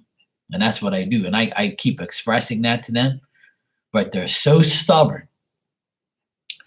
that they think that, like even my dad, like he always thinks that I don't have, like he knows that I'm good because I have my business and all that, but he really doesn't really know. Like even if I told him I had this amount of money in my account or something, he wouldn't even care. Like he wouldn't believe me. Like he's got this weird stubbornness to them both are like that, where they feel like they're, like they can pay for things. It's just that they're so cheap, and they think that they're gonna live to see 150 or something, where they're gonna need all this money for the rest of their life. See, but they don't live amongst their means. So me and my sister already pay for a lot of their bills, and they hardly have any bills to pay right now. And they're still like, like they're still always worried about money, and it's so freaking annoying. And it's not like they're poor, but it's just they have that way. Oh, that's nice. That's nice, Cindy. But my mom and dad, they're just a pain in the ass. Like they're always worried about money. Like as soon as that bill came, they looked at me to see what my reaction was. And I'm like, what's wrong with you guys? I'm gonna pay for it. I know what the bill is anyway. I always pay that almost the same price. What's the problem? And they're like, oh, we just want. I was like, even if I told you how much it is, you're gonna have like a semi heart attack because you definitely wouldn't want to pay this bill. But whatever, who fucking cares? Like you act like I can't. I don't. I'm not. Dude. If I couldn't afford it, I wouldn't bring you here. I told him that. Like, if I couldn't afford it, why would I bring you here? And I do it every year for the past how many years now? We all do it.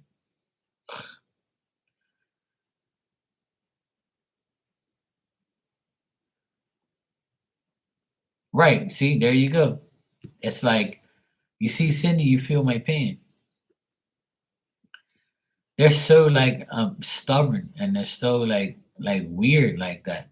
It's like, I understand. I mean, if I was a parent, which I'm not, but if I was a parent and my kids wanted to pay for me, I would be greatly appreciative because I'm the type of person I don't really want nobody to pay for me.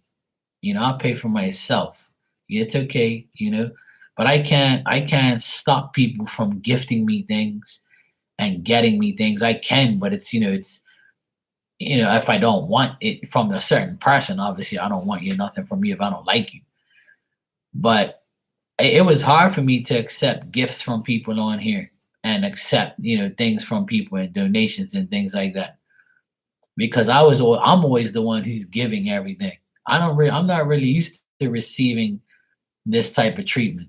But on my birthday, I've explained it before, for the past 3 years on here, I've been humbled a lot by people. They send me a lot of things, and the person who sent me the most things, she's now passed away, which is my friend Sue.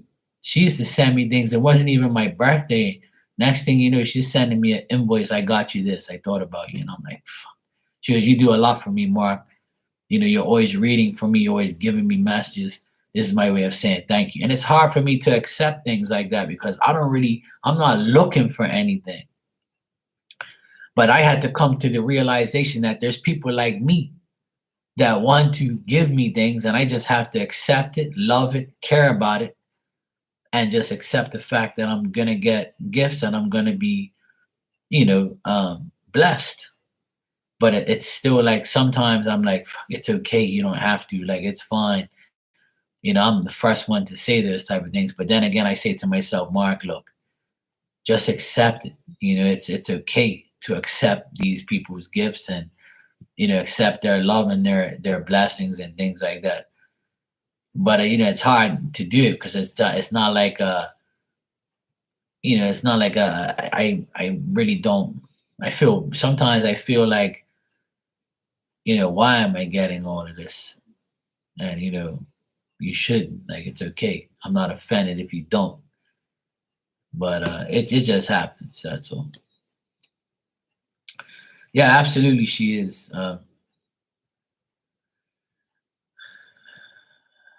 Yeah, exactly.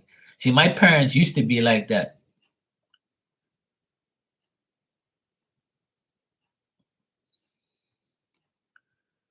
Well, I try to. I like I said, I can't. I'm not God. I can't. Keep her alive. And she's got it.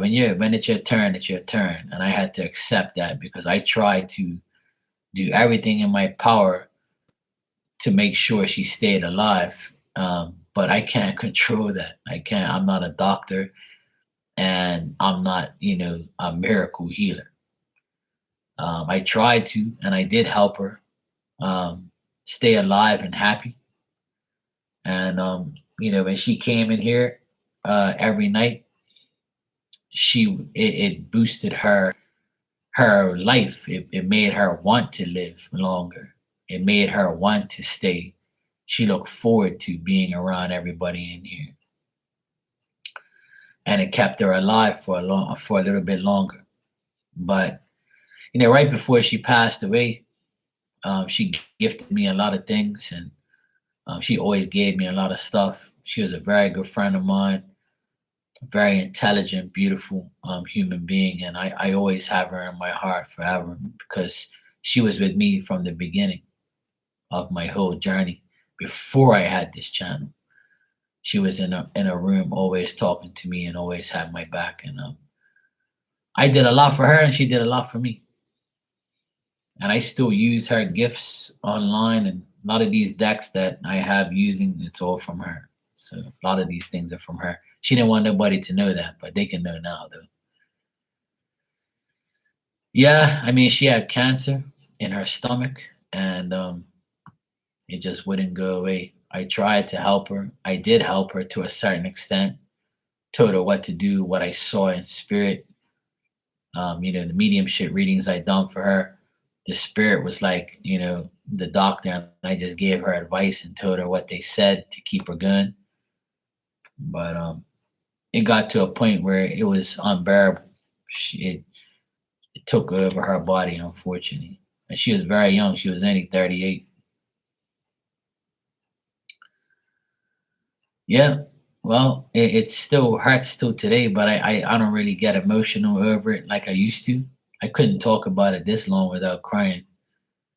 So it affected me big time because um, you know I spoke to her on video chat and on the phone plenty of times, and I helped her out a lot, and she did the same for me. It hasn't been the same in here since. It hasn't. She lived in Florida.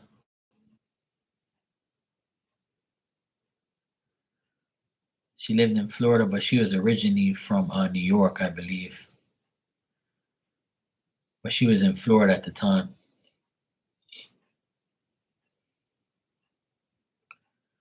Yep, and I was really close to going to see her face to face, but it didn't work out because she was sick, and then COVID came, and then that ruined all my plans.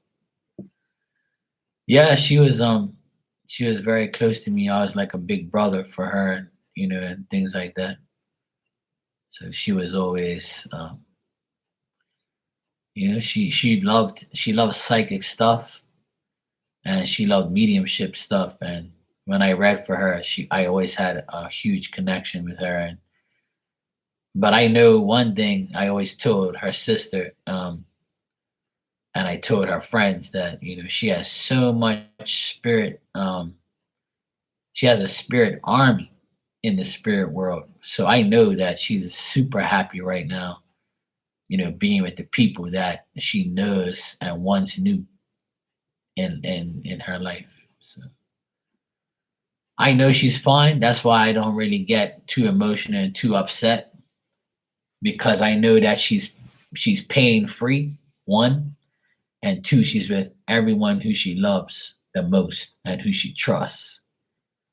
And I know more, but I don't elaborate on here. But I have elaborated on Instagram about the whole situation, because some people wanted to know what was really going on, and I told them. But on here, I don't really say too much, but I say enough.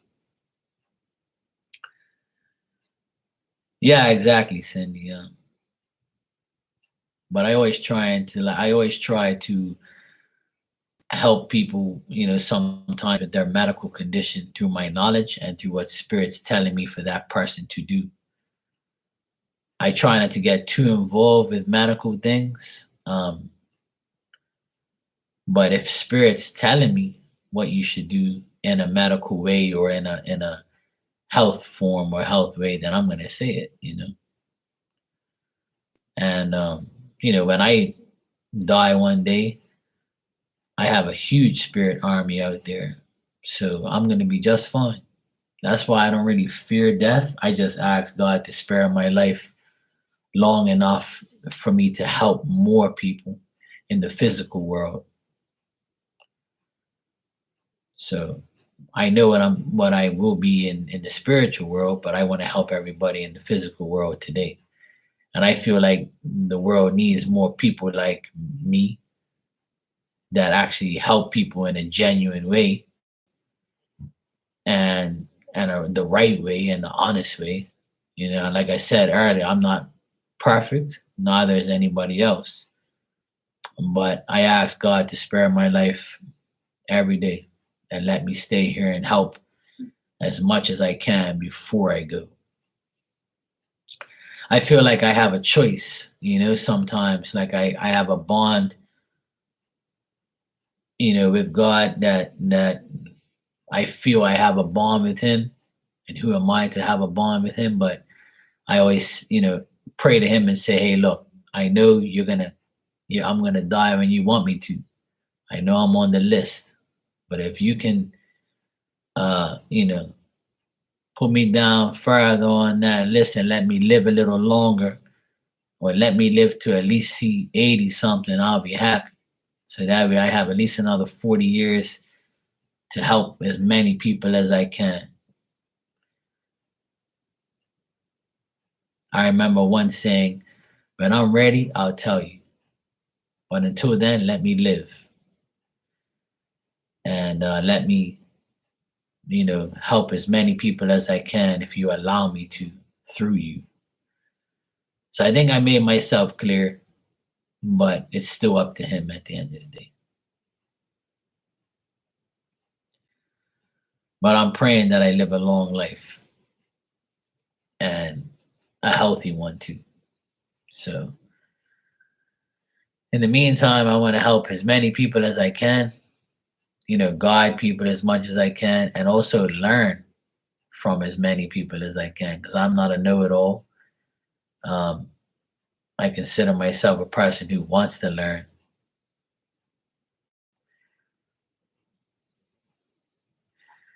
I'm not really anxious, but I know what you mean. Sometimes you get anxious because you want. I only get anxious when I really want something to unfold or something to really, really happen in my life. But then I stop being anxious and I just let everything go and let God deal with it. And I feel much better knowing that everything's in His hand. But I also like make sure that I'm doing the right things so I can get the blessings from him in a actual honest and respectful and reality way. You know, that's the thing. I don't want him to think that I'm not going to do my part. Yeah, see, that's a blessing, and that's something I wish I had.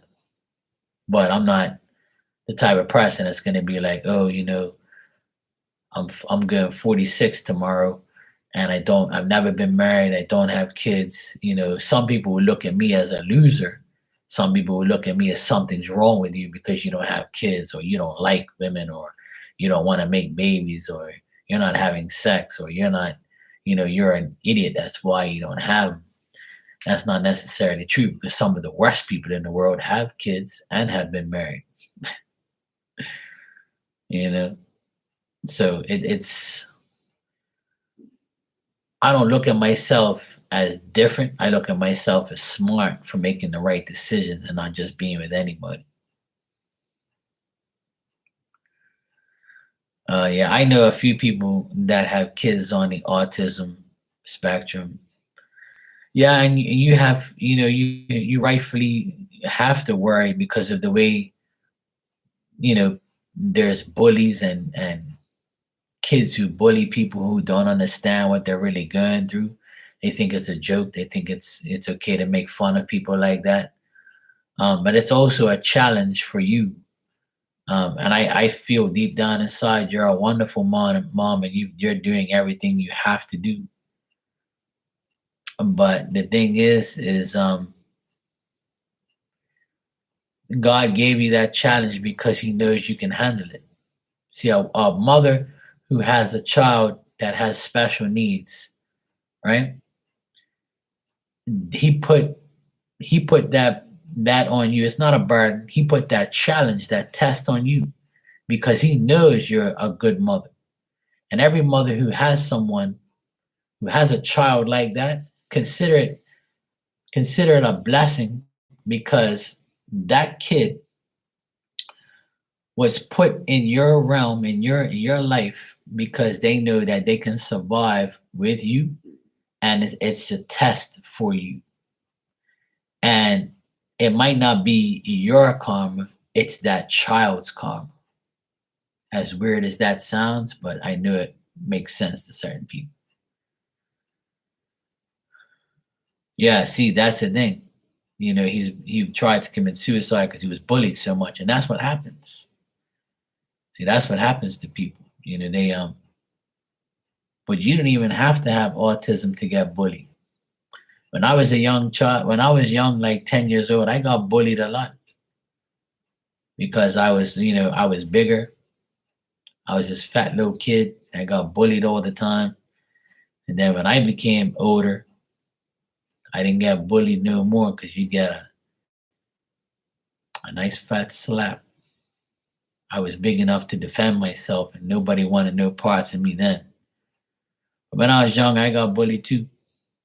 It was rough. But I've never had thoughts of suicide though. Never. And I don't think I ever will, because it's something that I value my life. See, I think God also put me through a big challenge too. I think we're all challenged. Um, it's a challenge, but it's just the way it is. And as you both have a son that has that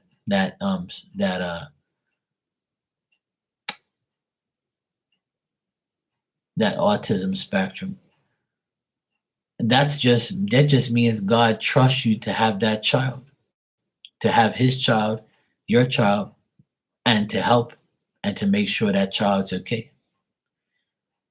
But it's not like, don't feel like you're a failure, and don't feel like you're the person who's getting the karma. I don't ever want you ladies to ever think that. What I want you ladies to understand is God put that challenge on you because He knows you can handle it. He knows you're the right mother for that child. God already knew that child was going to suffer from autism, but He put that child in a loving, caring mother's hands. He didn't put that child in a woman that would give up on him. You got me? And I know I make sense when I say that.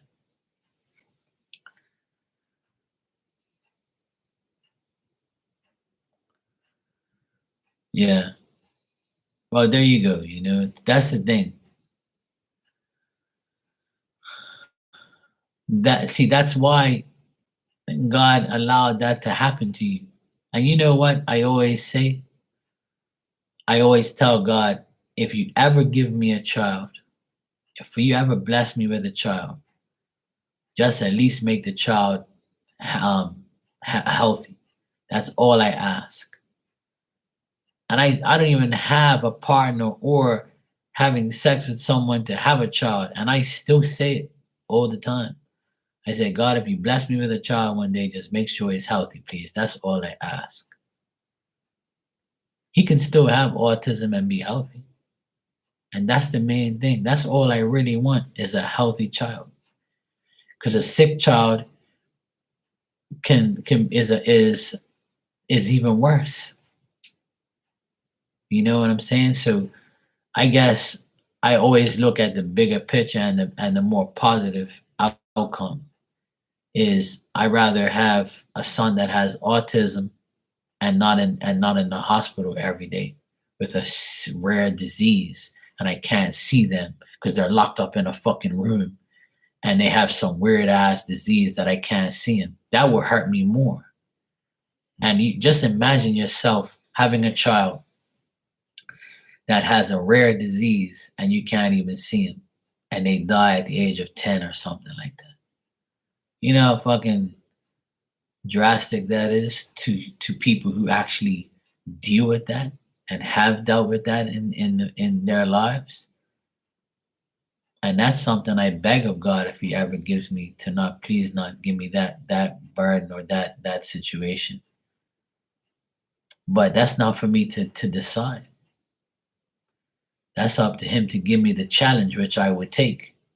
Even if it is that situation, I would still take it because it's the challenge He wants me to have.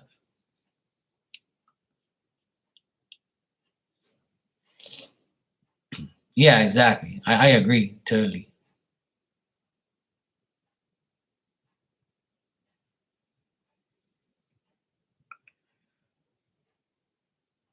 Yeah, exactly, Jessica. Yeah.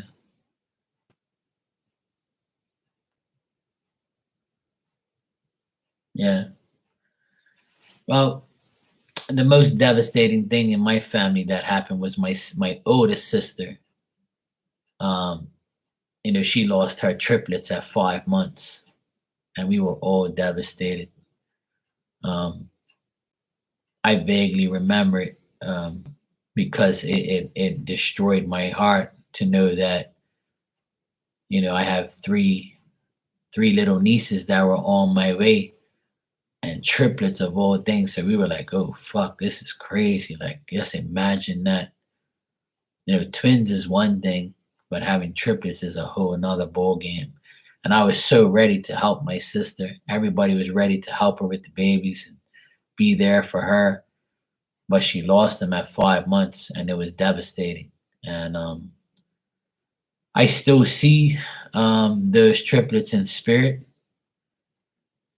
They're about 24 now or 25 if they were alive. And I would say maybe 3 months ago, maybe they came to me while I was just about ready to go to sleep. I said my prayer like I always do at my altar upstairs, and then I laid down in bed and I actually saw all three of them in my visions before I went to sleep. And that's not the first time I've seen them. I saw them when they were like 12 years old, and I recently saw them when but they were 24 right now. And they actually look like their father with blonde hair and blue eyes. My sister's got dark hair and brown eyes like me. And it was weird when I saw them. I was like, these are my nieces. And I tell people that even though they died at 5 months, the spirit still grows as if they were. They're like it's hard to explain, but I know a lot of people believe what I believe. And if you see what I see and people see what they see, you can't argue with that because it is true. And the thing is, even though those babies passed away at 5 months, they still live in that way where you can actually see what they would have looked like or what they do look like right now. It's I don't know. I just think some people doubt it so much, but I feel like I've proved certain things, and some people say it's demonic, some people say it's bullshit, some people say that can't be real. But if you talk about Jesus and God, then and you talk about Jesus, I mean, you know, so you're praising somebody that's in spirit that you never knew.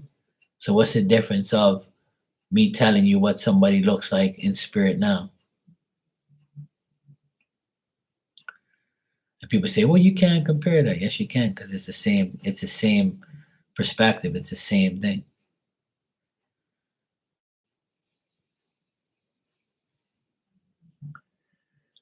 Yeah, it's fine. People have had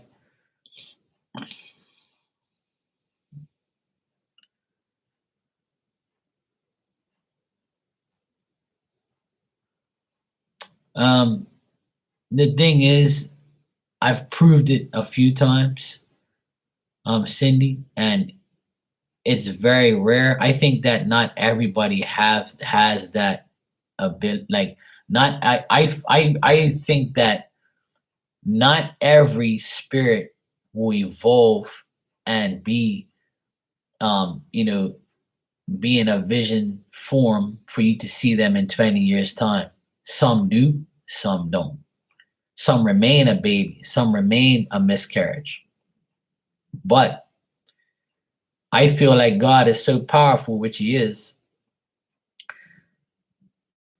that if one day God knew you were going to talk to me about the miscarriages you had or the children you've lost, and He put you in my path, and I said, hey, look, did you have a miscarriage? And if you did, would your miscarriage been 7 years ago? Because I can see a young lady here that's in spirit that wants to talk to you.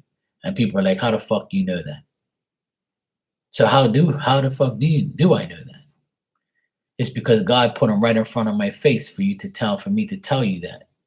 But if I can't see it, then it doesn't exist. But if I do see it, then it exists for you. You see what I mean?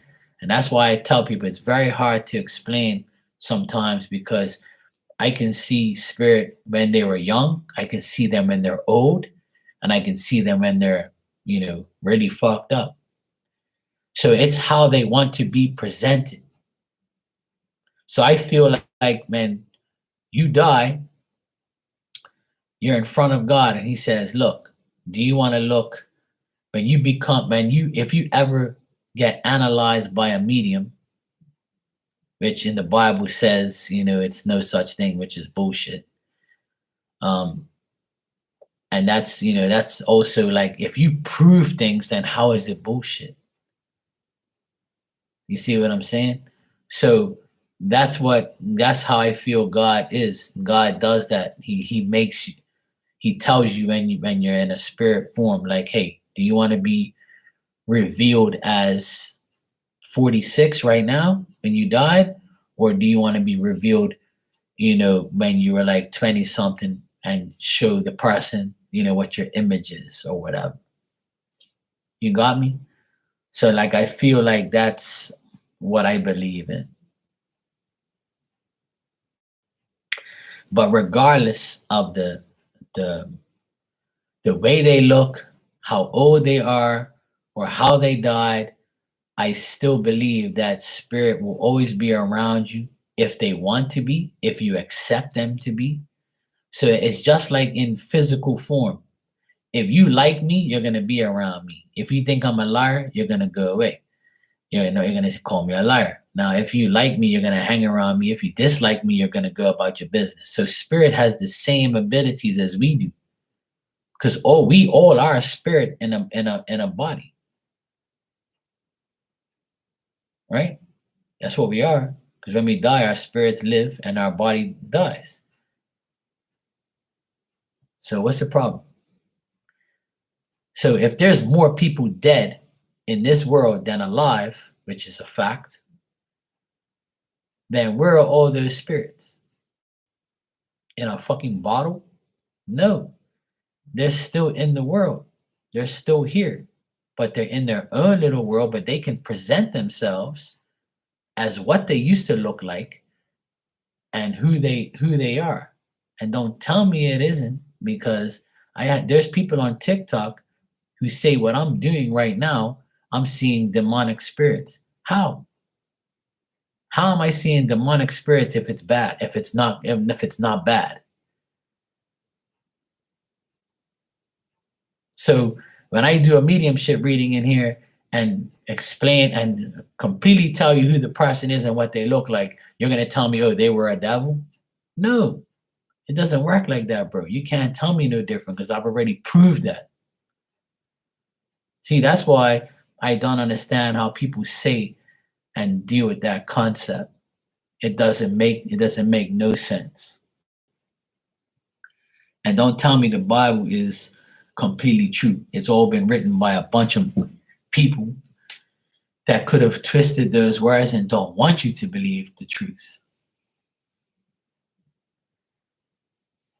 Because God God is above that Bible.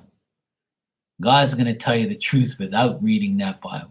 That Bible says a lot of truth, yes, but there's also a lot of skeptical things in every book, in every person, in everything, every job, everything. There's always truth and false in everything. And I've heard and from people that are very old, they said that Bible, a lot of Bibles pages have been taken out of it, so you don't know the truth. But if a person tells me that we see, like on TikTok, there's a moron, that's who he is, he's a moron, and he says that mediums and psychics are full of shit, right? And can't predict the future, and also a medium that tells you he sees a spirit is demonic and all this bullshit. No. Because if you can see Jesus, right, and you worship Jesus, and some people can see him, right, and some people feel him and get miracles from him. So you're basically saying that Jesus is now a spirit and has been for how many years? So you're telling me that he's not real then? If you're talking like that, you're telling me he's not real then. So as a medium, you come in this room and I read a spirit for you and tell you everything, and I blow your mind away, and I don't even know who you are or know who this spirit is, and they come to me, through God, through Jesus, and I give you the message. So I'm dealing with the devil? No, bro, it doesn't work that way. The devil doesn't even have that power. No, bro, it don't work that way. And don't try and prove me wrong, because I'm gonna prove you right. And I have, and that's why that's why a lot of people don't like me, because I prove them wrong. I show them that shit exists. And you ain't gonna tell me no different. I've already proved it. And I'll never forget the day my friend came in here and she lost a child, but I didn't know. She has a boy, but before the boy, she had a daughter. Or she didn't know what she had. She just had a miscarriage. She didn't even know it was a daughter. And I told her that there's a young lady, maybe about 7 or 8 years old. This little girl's around you. And she's like, I don't know who that is. And then she says, wait a minute. Is it possible that this could be the baby I miscarried? And I said, well, when did it happen? She goes, 7 years ago. But she says, how am I supposed to know? Because I don't know if it's a boy or a girl. And I said, well, I'm telling you, it's a girl, because it's right here. And she goes, that's unbelievable. How the fuck did you know that it's exactly 7 years? You see what I'm saying? And there was another case where a newborn baby had passed away. And I read for this lady, and she had a 3-year-old, but she lost her 1-year-old. And she was very skeptical about coming to me, but somebody recommended me to her. And I saw her baby. I saw the hair. I described the baby before, because she actually had the baby in her hands, but ended up dying, after a year. And that baby was around her current daughter. And I even said, there's a couch and there's a teddy bear that they're playing with. And she goes, how the fuck can you see in my house? And I told her what the color of the couch was. And I told her the teddy bear, what it looked like. I told her that there was like a sheet on the ground and there has these toys and that's where they play. And that woman was like mind blowing. It scared her where she didn't want to come back no more. Cause she was like, how the fuck this guy see this shit? But I see it through those spirits that show me. It's not demonic. It's God's works. People just don't want to say it's God's works because they're too involved with devilish ways. You got me? So God gives everybody power to do what they do. God gives you the power to be an electrician, to be a maintenance man, to be a psychic, to be a medium, to be a, the best sports announcer in the world. God gives us all these powers, but people live in la la land. See? Yeah, babies can see spirit because this woman was telling me that she's talking to somebody, but she don't know who she's talking to. I said she's talking to your late son.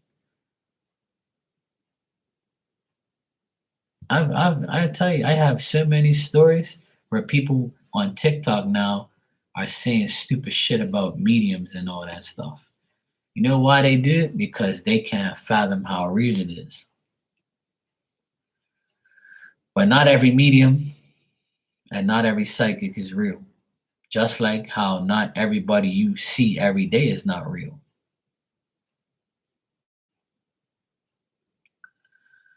Yeah,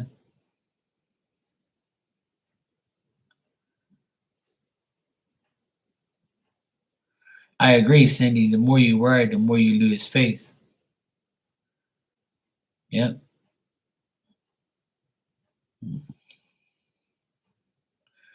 I believe not everybody has the ability to do it, but I think that God chooses people who he wants to deal with it because some people will abuse it. And I have seen people abuse it. The thing is, I think it's possible for everybody to tap into it, yes. But you gotta learn how to, when to, and like also you have to it's something that I don't recommend doing if you're scared, you know.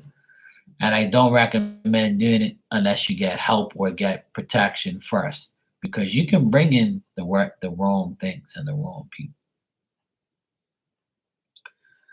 Um, but I was always scared because I knew I had the gift to see spirit, and I was seeing them, and I had dreams, and I would have all these like weird things happen to me, and I'm like, what the fuck is going on, man? Like, do I really have this bullshit?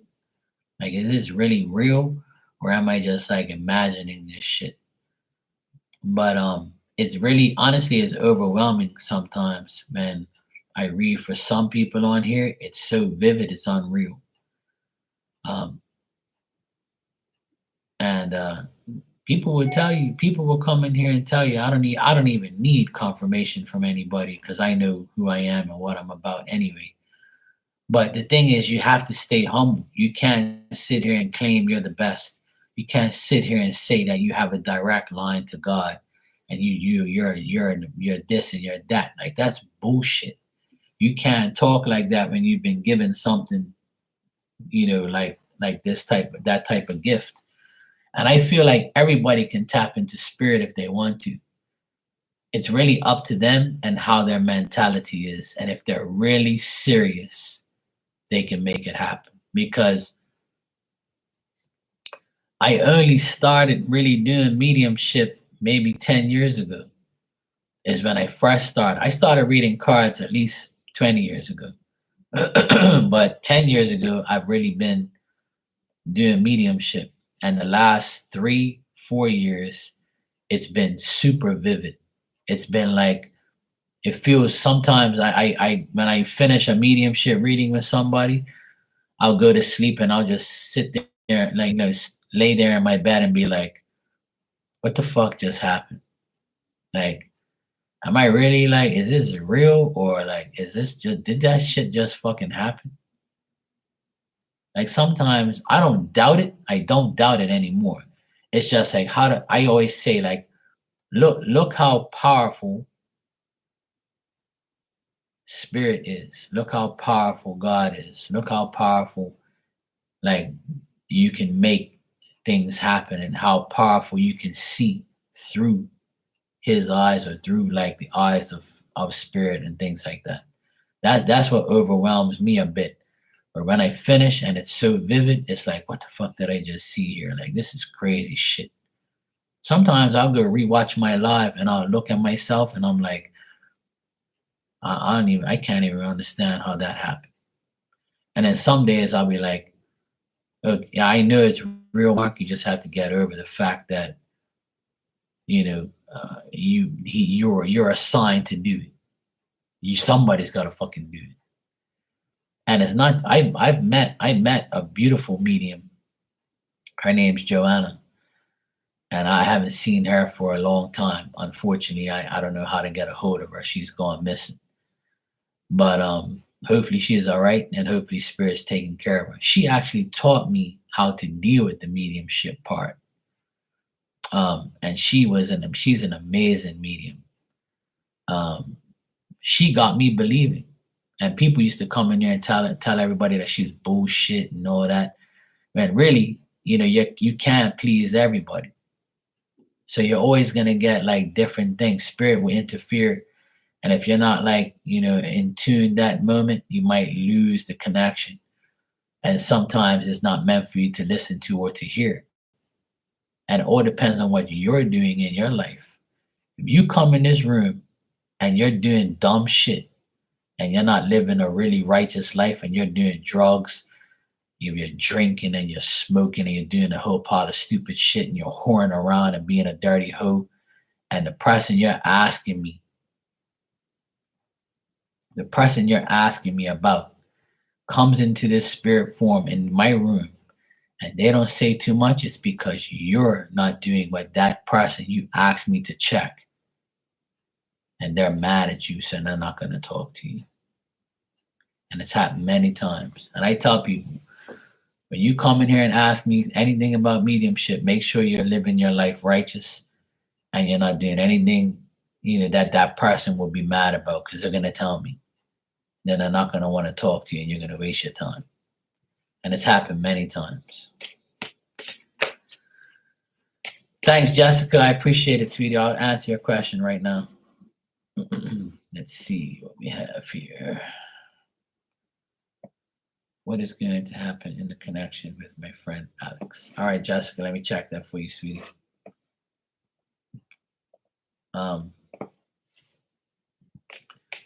Honestly, I'm blessed with the gift, and I don't use it and take advantage of it. I don't abuse it, and I don't use it for my advantage. I don't use it for anything bad. I make sure I help everybody equally with it and do my best to get the information. But sometimes it makes me cry, it overwhelms me, and sometimes I'll cry with the person I'm reading for, because it's so amazing how actually it's so true and it's so real. And it's like, what the fuck is going on here? Like, is this really fucking real? Like, is this, like, it makes you wonder how amazing you can be to find that shit, to find it, how really true it is. That's why I admire other mediums that have more skills than me, or more ways. Like, there's a lot of different things, a lot of different ways that mediums can connect to spirit. It's a lot of people have different talents. My dog's snoring in the background. She's right here. So if you hear any noises, it's not me passing gas. It's her snoring.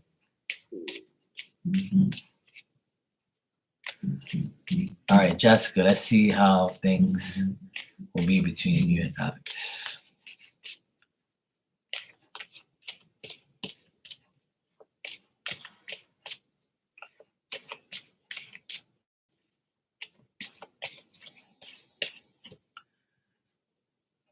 Yeah, well, David, I've shed I've shed my tears, but beautiful tears, nothing bad. But um, it's overwhelming sometimes, man. I have somebody that has lost like their husband or their wife or their son or their daughter or their best friend, and they come in here and get information. And when I start telling them things what they're saying, it makes me want to cry too. So I do cry and let it all out too. Because if I don't let it out, then it's worse. Hey Mike, what's up, bro? How you been, man? Jessica, as far as you and Alex, I feel like the communication is still going to build. The communication will still be there between you guys. Um, I don't think there's going to be like more than friendship. The connection is going to be fine for a while, but if you want more than friends, then it's probably not going to happen. Um, and the reason for that is his fear. He fears it. He fears that he can't be, totally dedicated or totally loyal to you, or vice versa. Um, he just thinks that his judgment about the whole situation and being more than friends is intolerable. Like he don't know if he can tolerate you, or he don't know if he can tolerate the fact that he wants to get into another relationship or be more than friends. So the thing is, what I get here is there is no real serious gain. I just see like you guys be communicating a lot. I think that you'll be texting, communicating, talking to each other. Jessica, there's going to be activity between you both, but it's not going to be nothing serious, to be honest. No like love relationship or anything like that. Um, I just think that he has had untrue friends and people in his life that made him doubt everyone. So he's kind of like going to take that out indirectly on you, or just take it out on like the fact that he doesn't want to go all the way and make more than friends happen. You know what I mean?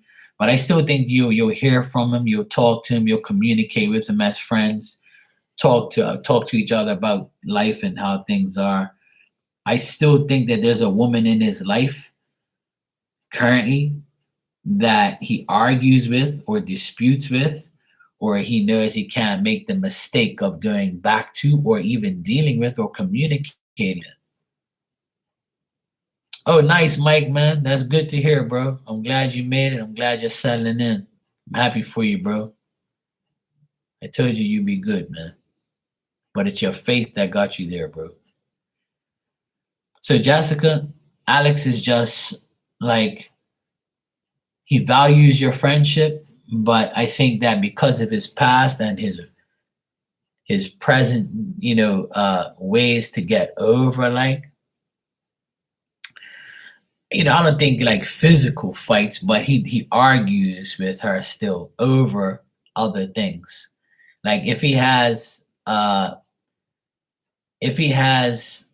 connection still with her as far as kids or any type of financial stuff, or like, a divorce settlement or anything of the above, he still argues with her from time to time, or she argues with him, and they go back and forth about past issues, or like he feels like he falsely accuses her. I mean, he feels like she falsely accuses him of things and being a bad partner in the past, things like that. Oh, well, you did this, that's why we didn't last. No, no, no, no. It's like pointing blame and pointing fingers at each other. Physical fight, no, but verbal arguments, yes.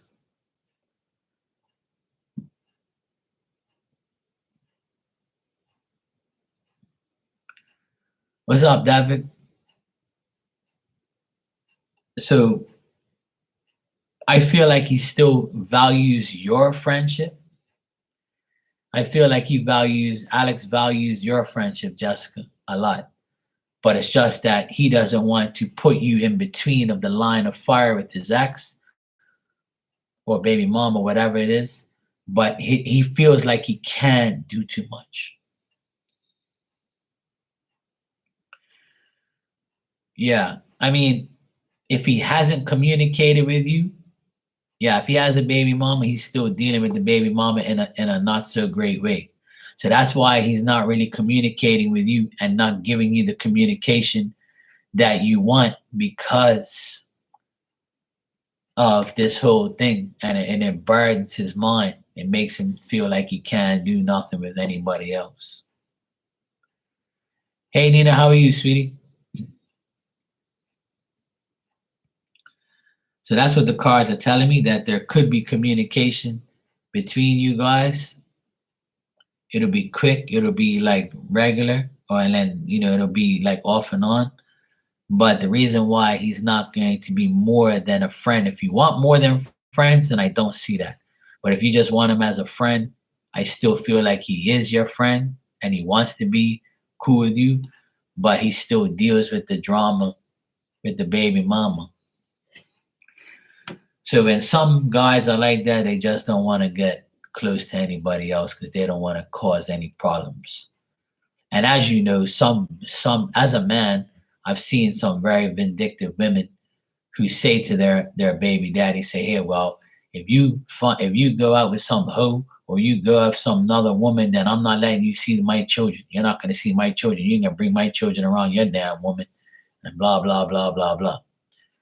So that could be a possibility as well. He doesn't want to risk that or have that happen to him, if that makes sense. But these are all the possibilities that I see, you know. And I think he still considers you his friend, and I think that he'll,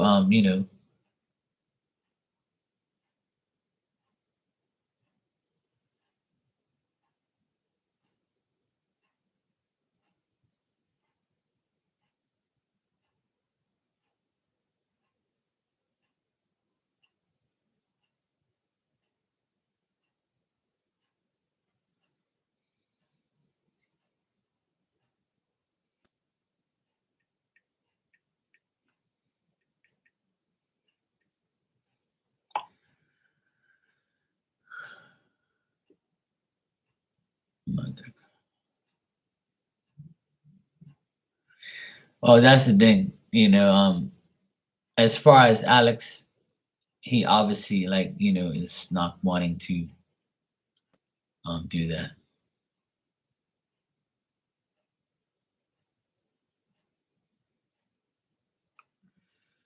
So yeah, we'll see how it goes.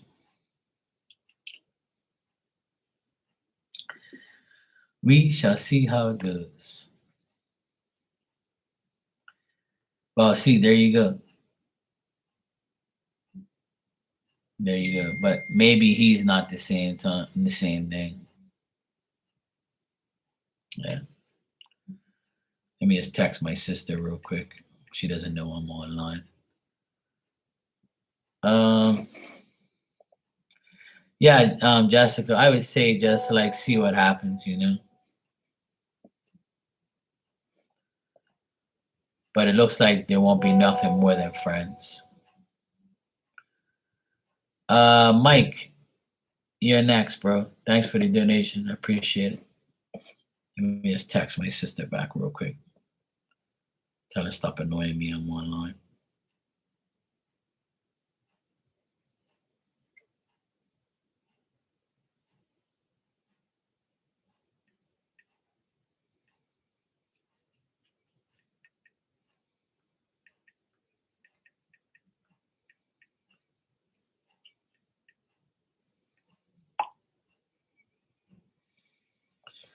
All right.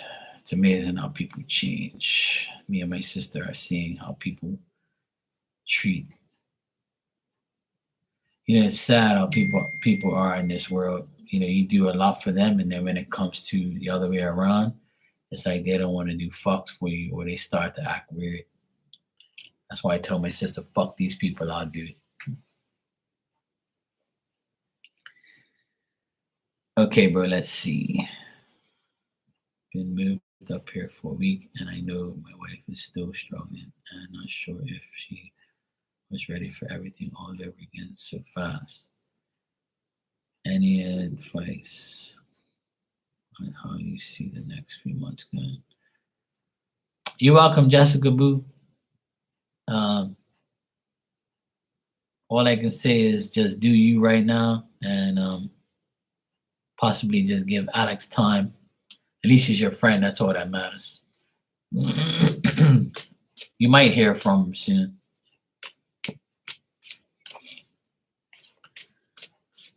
All right, Mike, let's check, bro.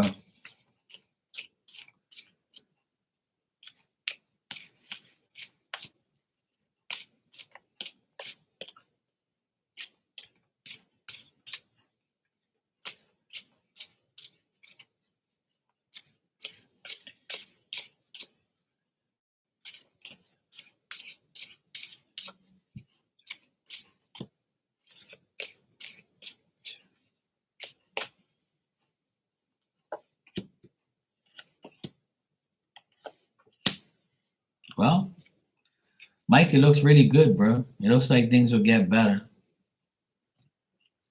It looks like the family will be united and things will get better as time goes on. I know you said she's struggling, but I feel like in the next few months it's gonna get better, and I feel like it's gonna happen as a process, as work. I just feel like don't be too don't be over kind, don't be over generous, because that will get you back into your repeated errors or your mistakes. Um, it's okay to suspect and be vulnerable, and to be kind of like her shoulder to lean on. Um, that's okay if you are that way, with her. But just remember that what's going to make it better is the results of her efforts. And I remember telling her that before the last time I spoke to her, that it's totally up to her to put in the effort to make it happen. And if she's looking for a decent job, like work can come for her, or like her work can get better, and her money's gonna get better. And I feel like she's gonna feel more successful, and she'll feel like she finally made the right effort. But she has to grow back into this weight. I know she's struggling, and she's trying to do it all over again so fast. Tell her calm down and take it one day by day, because at the end of the day, you know how she is. She wants to make sure that she's making the right decision. She's been through a lot, but I don't get nothing bad here, Mike. I just think that it's a part of her effort. It's seeing the results of her effort. Once she gets the results and sees results, and you can help with that. And how you can help with that is to make her believe in herself, and make her believe that we're gonna be okay. Just keep telling her we're gonna be fine, babe. It's all gonna work out.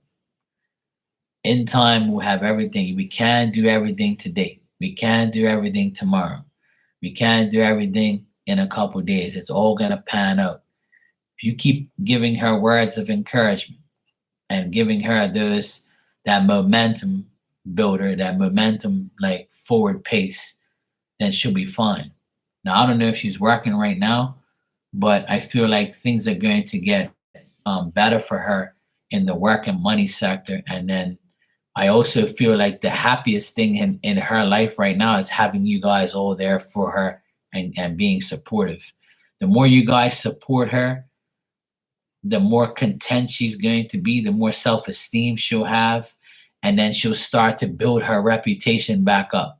And once she does that, she'll feel more happy. She'll feel more, joy. And um, I think that you guys as a family together again is giving her the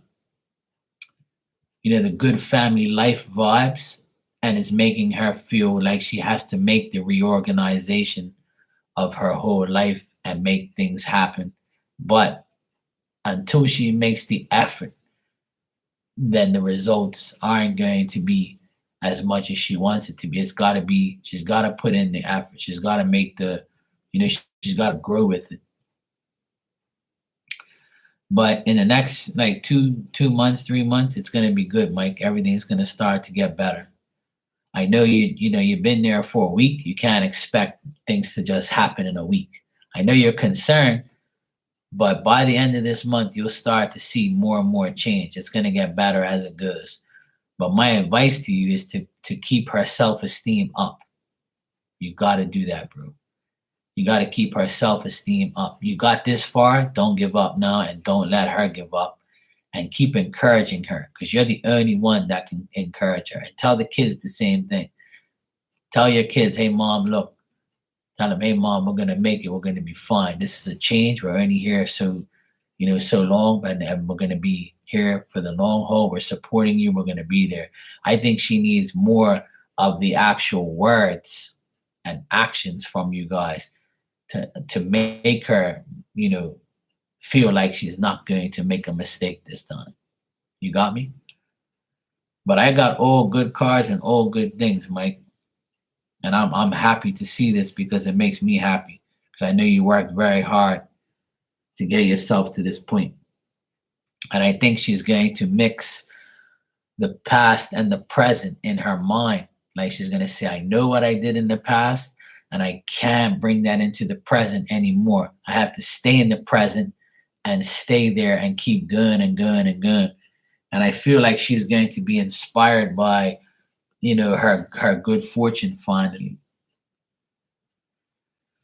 I really do, Mike. I get all good cards, and I'm happy because as I turned over the cards, I was like, please don't give me no bad news. Because I really want things to work out for you, bro. Because I know you've been through a lot of bullshit. So, and I know she has too. But I'm really happy that you made the move, and I'm really happy that things are good, good for you so far. But I know she's struggling. But the only way she's gonna stay that way is if you allow her to stay that way. And what I mean by that is don't allow her to feel that way. If she says, Mike, I don't know what I'm gonna do, just say, hey, babe, we're gonna make it. We're gonna be just fine. We just got here. Slowly but surely, we're gonna make this shit happen. But I feel like once she starts to see the money roll in her paycheck and in her life, and she sees the results of the things starting to pan out and everything going smoothly, she'll be happier. I feel like she has to see to believe person. I don't know her, but from what I get in the cards, I think she has to see to believe and has to witness for it to be greatness.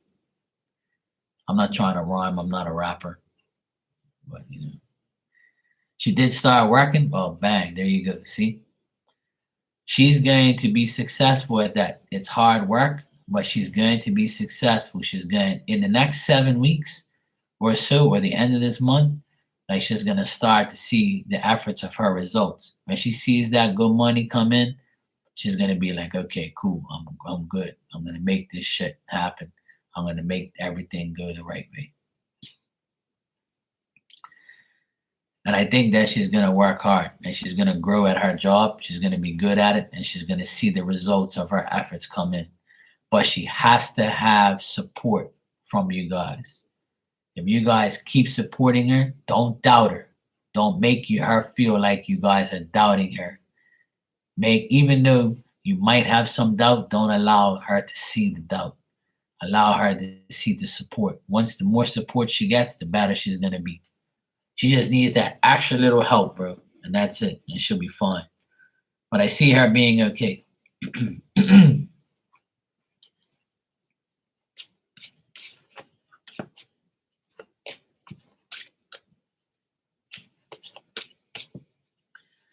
Yeah, exactly. See, that's what I'm getting. Is she's gonna get successful. Yeah. She's got to put in a lot of work. She's got to make the transition. She can do it, but if she doesn't put in the effort, then it ain't gonna work. But if she does put in the effort, and there's a lot of things that can come out of it. She can have some very successful dealings in that situation. I see it being very good for her. Like the stars are lining up for her, but if she fucks up, then it all goes down the drain. But I think that she'll be all right. but she needs you guys' support. She needs the support of the kids and yours.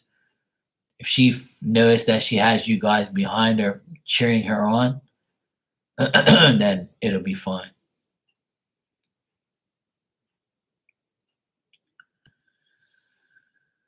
So it'll be fine, bro. Your things look good. I'm glad to read those things. You're welcome, man. And it's good to see you, man. I was thinking about you. I haven't seen you in a while, but I know you've been on your grind. So, all right, Cindy, I'll give you your general now, sweetheart.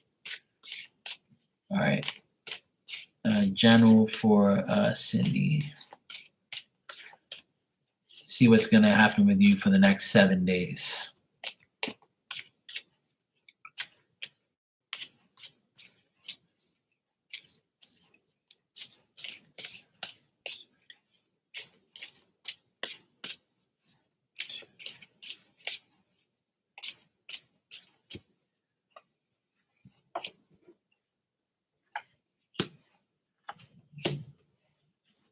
Okay. All right. Well, Cindy, I already know you know this, but Spirit wants me to tell you again that you're the person who needs to control your situation, have the strength in doing so.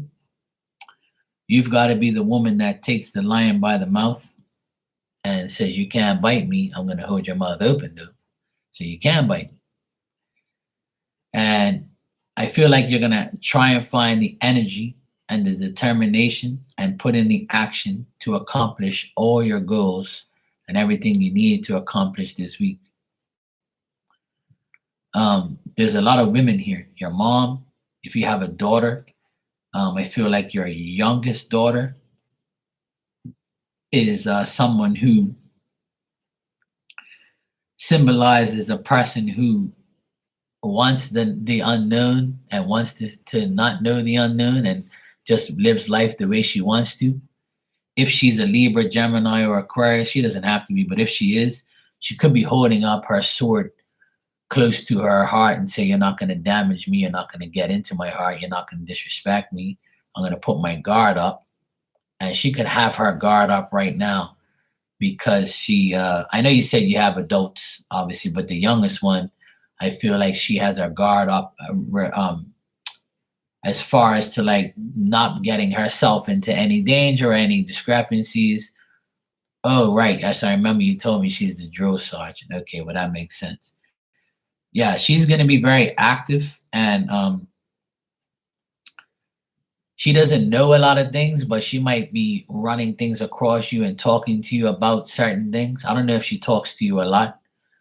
But the next time I feel like if she speaks to you this week, she might tell you some things because I feel like she is perceiving something and she wants to ask you about it or might ask you to talk about it. She's always awake to the danger because of what she does.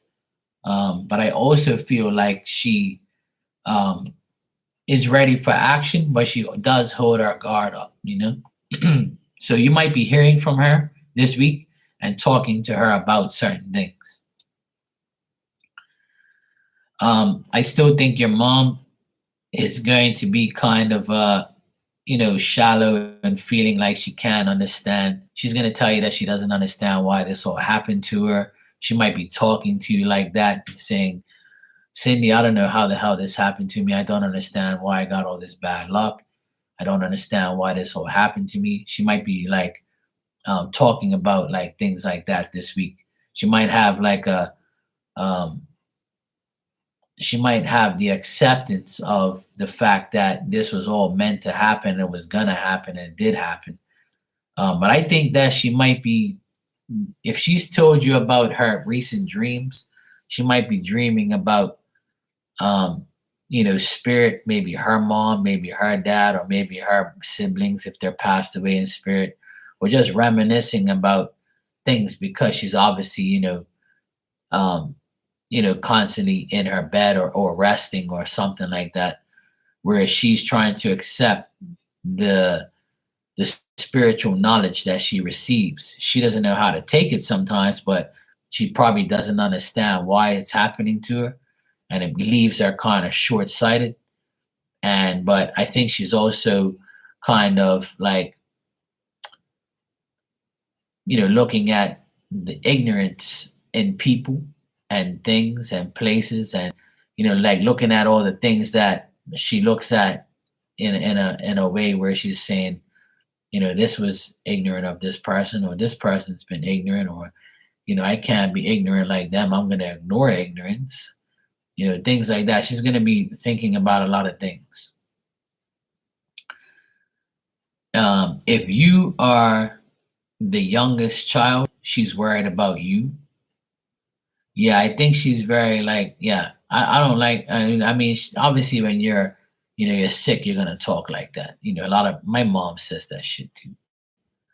Um, you're the oldest.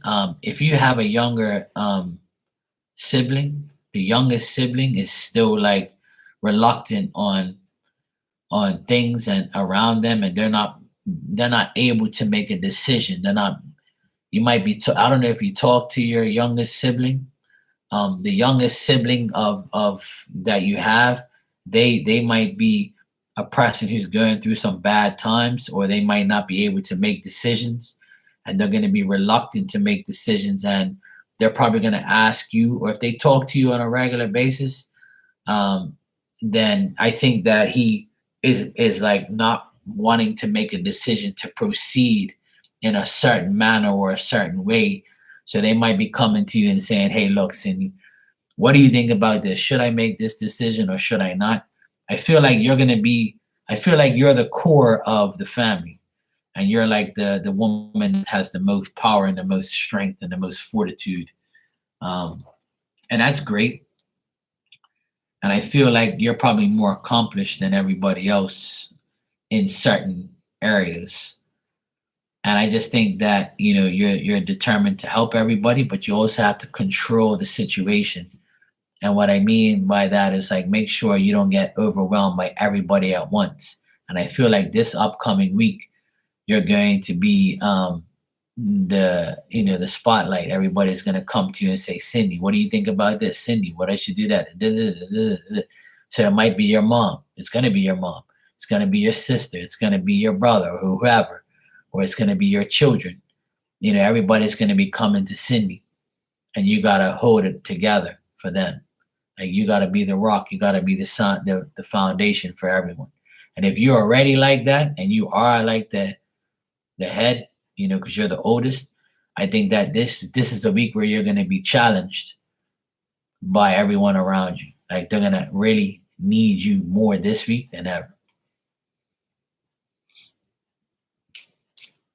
Don't worry, Cindy, I know the feeling. And I'm not even the oldest. Yeah, so be prepared to be the go-to person. You're not the go-to guy, but you're gonna be the go-to woman. And you've already told me this at work, that you have people who look at you as a mother figure, look at you as a person to give advice, and like you're the go-to person. I feel like people are going to. I think it's more of a family thing where it's going to be your immediate family that actually says, "Hey, Cindy, what do you think we should do?" Trust me, I'm the same person in my family. Yeah, I see that you're gonna be doing that.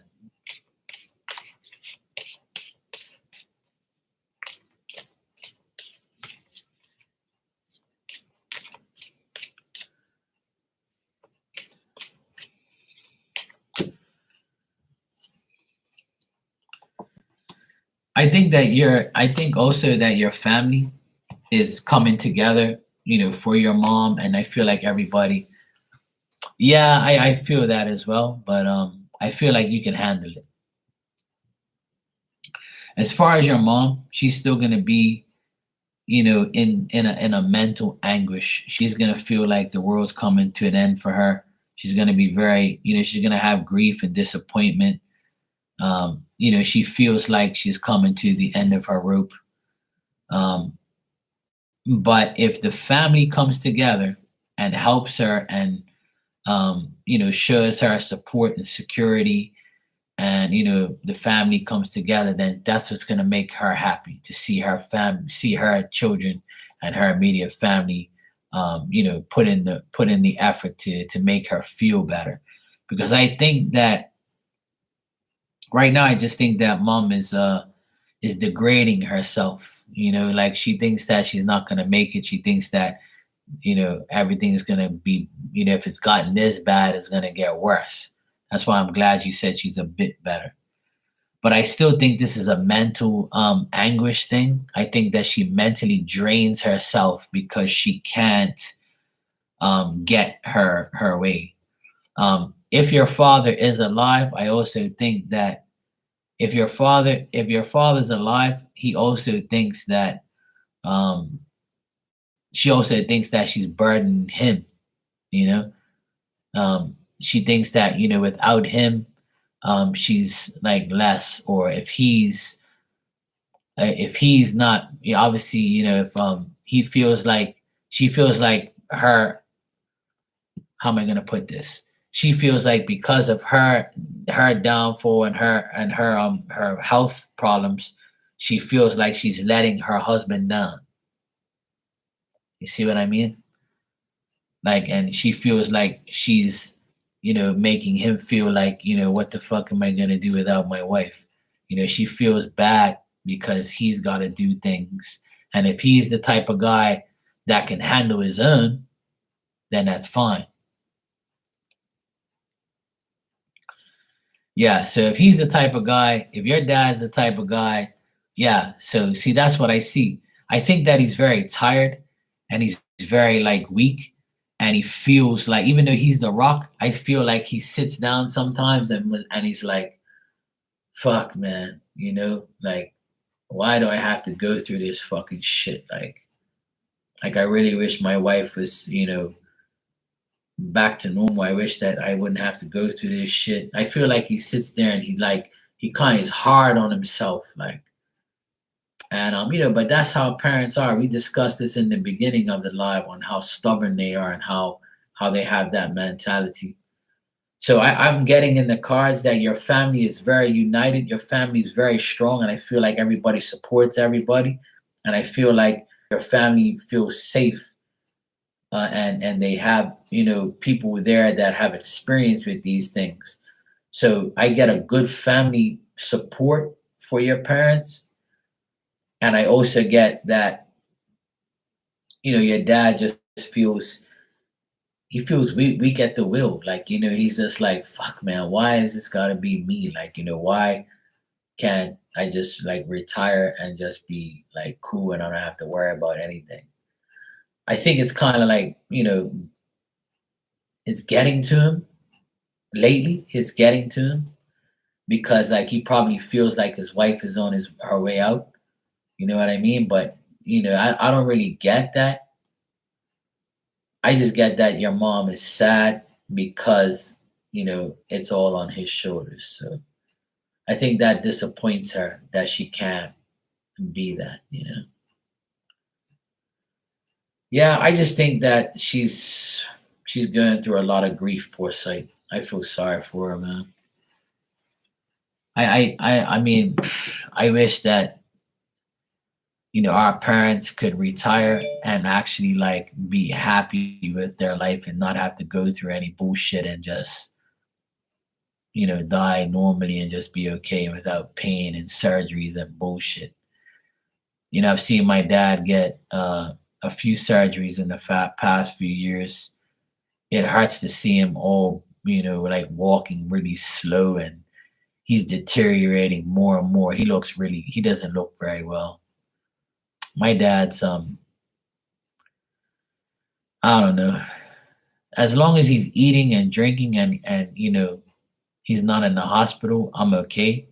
But lately, like, he doesn't really, he's not. I don't feel like he'll die or anything like that. He's not in that type of state.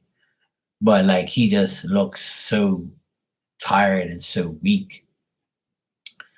And I tell him, like, I can't always be here all the time fixing your house and shit. I got my own life. And you need to get off your ass. You need to move. You need to physically move your body. Go and cut some trees. Try to do it. Force yourself to be active. And the more you're active, the better you're going to feel. If you feel like you can't do it, just take a break. You don't have to do it all one time. Even sit down to do something and he took my advice to a certain extent.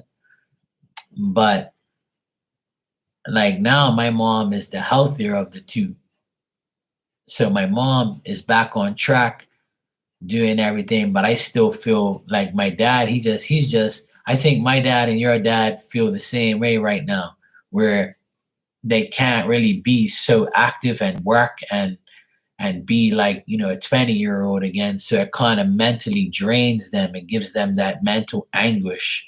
Like, you know, it gives them that mental anguish, like how my dad is. They're like, fuck, like I was so active, but now I can't be.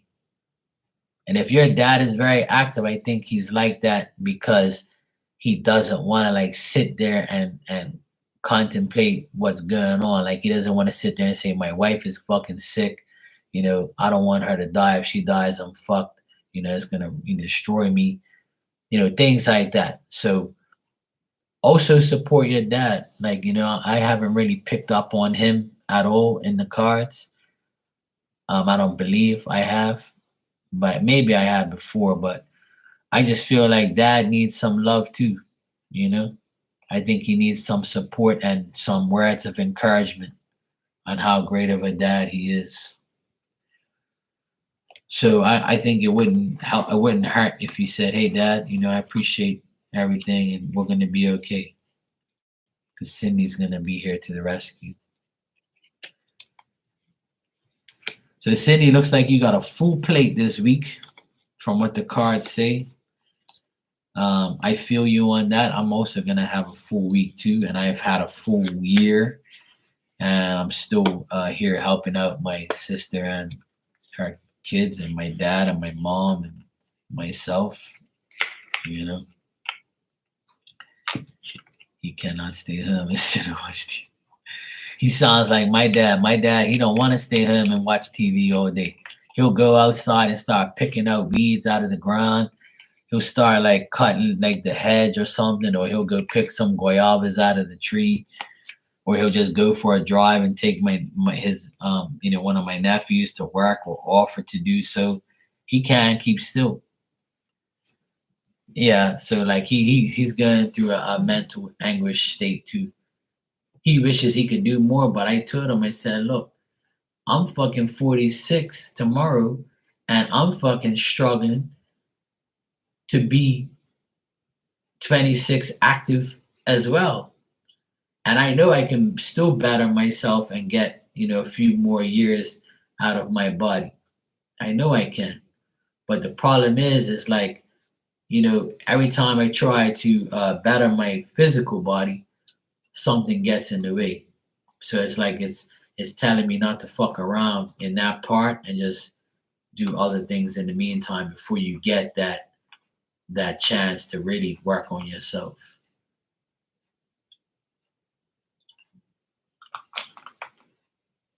Oh, nice. Yeah, my dad, he loves flowers and planting hedges and flowers and pruning things, and he's got a guayaba tree in the back of his yard, and he picks guayabas off of it. He drives his he drives my nephew, which is his grandson, to work because he doesn't want a car, he doesn't want a bike. He'd rather be driven to work. So my dad, like, look at this crazy dog in the background. She's trying to steal the show. Oh, there she goes. She ran off. Oh, here she is, back again. What's the matter, baby? You okay? So yeah, like, he tries to be active, but I still see him very like he looks drained. My dad looks tired. He looks drained. He looks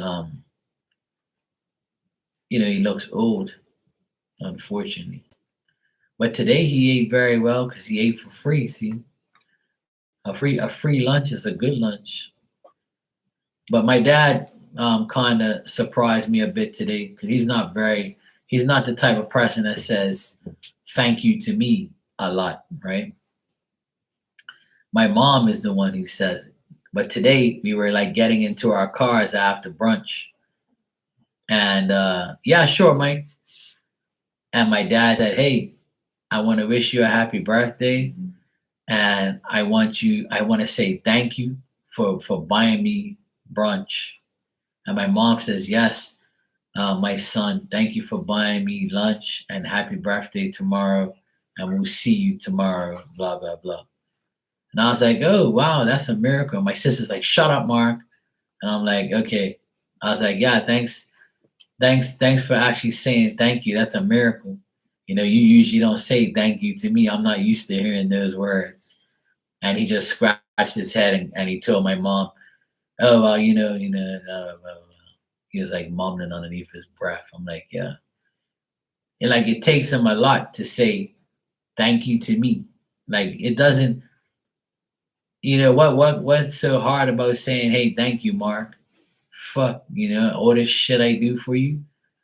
Yes, you've done a lot for me too, but like it doesn't hurt to say thank you. But he's like that. Like I know he appreciates me, and I know he loves me, and I know like he appreciates everything I do for him. But he's a fucking pain in the ass when it comes to expressing himself and just saying simply, "Hey, thanks." You see your wife, which is my mother, say it in front of you. Why you can't say it too? So today he actually said it. And I was shocked that my nephews were laughing when we got in the car. They go, "Bro," they call me bro. They say, "Bro, you're right. Grandpa, I've hardly ever heard him ever say thank you to you." And I'm like, "Yeah, I know." He has this stupid way where it's like, why can't you just say thank you? I say thank you to you guys all the time when you do something to me. It's just a common courtesy thing. But he has this weird way towards me. He'll say thank you to my sisters. My other brother, he don't say thank you to him because he don't do fucks for him. But like he'll say thank you to my sisters, but he won't say thank you to me. Like it's weird. He's weird like that. He's so weird like that.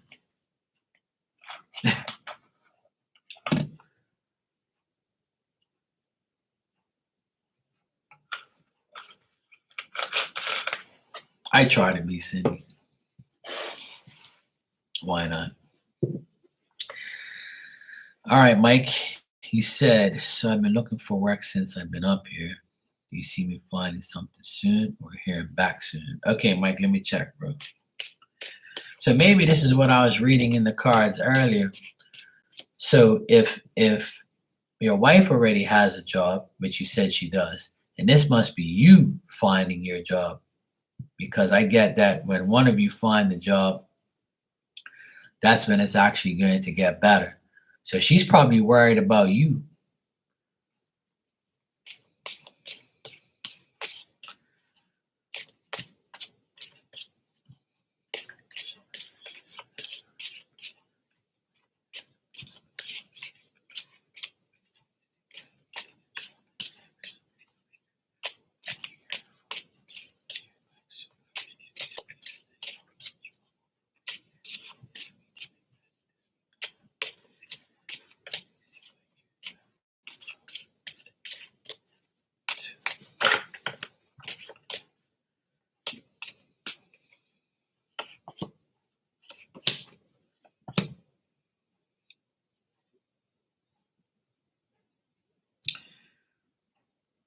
Well, Mike, it's telling me that it's going to be like maybe the end of next week when you actually hear something.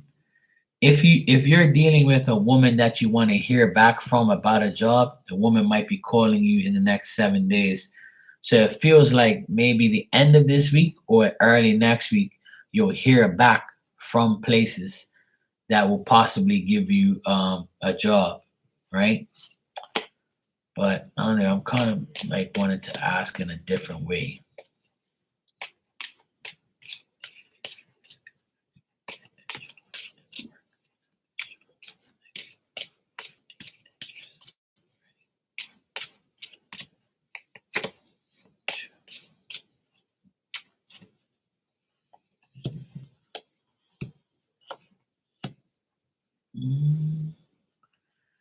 it's telling me that you're gonna hear from it's telling me that you're gonna hear from a woman about a job.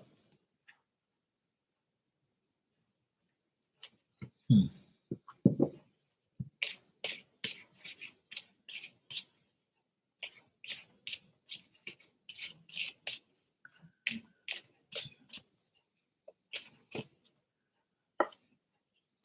Hmm. Hmm. All right. In the next 2 weeks, Mike, I still think it's gonna be like difficult to actually have like a full-time position. And it's not really telling me why. It's just telling me that you have to deal with a woman getting up to that point. So let me just check, like, by the end of the month, if you're gonna have like a full-time job and be working like full-time. Let me ask that for the end of the month.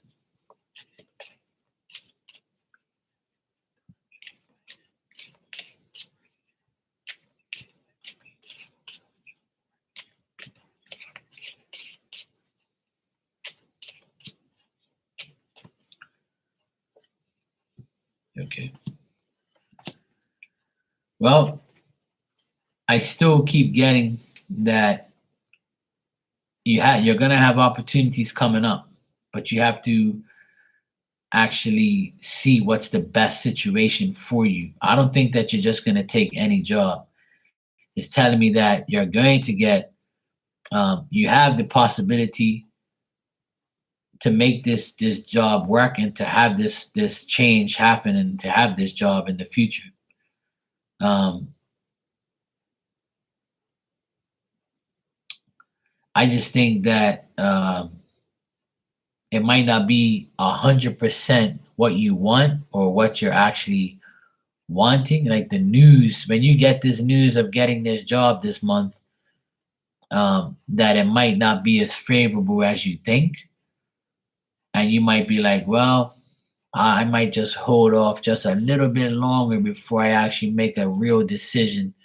I think that you're going to get presented with a job that is okay and you want to a certain extent, but it might not be 100% what you want. But you might take it, or you might just be indecisive on taking it.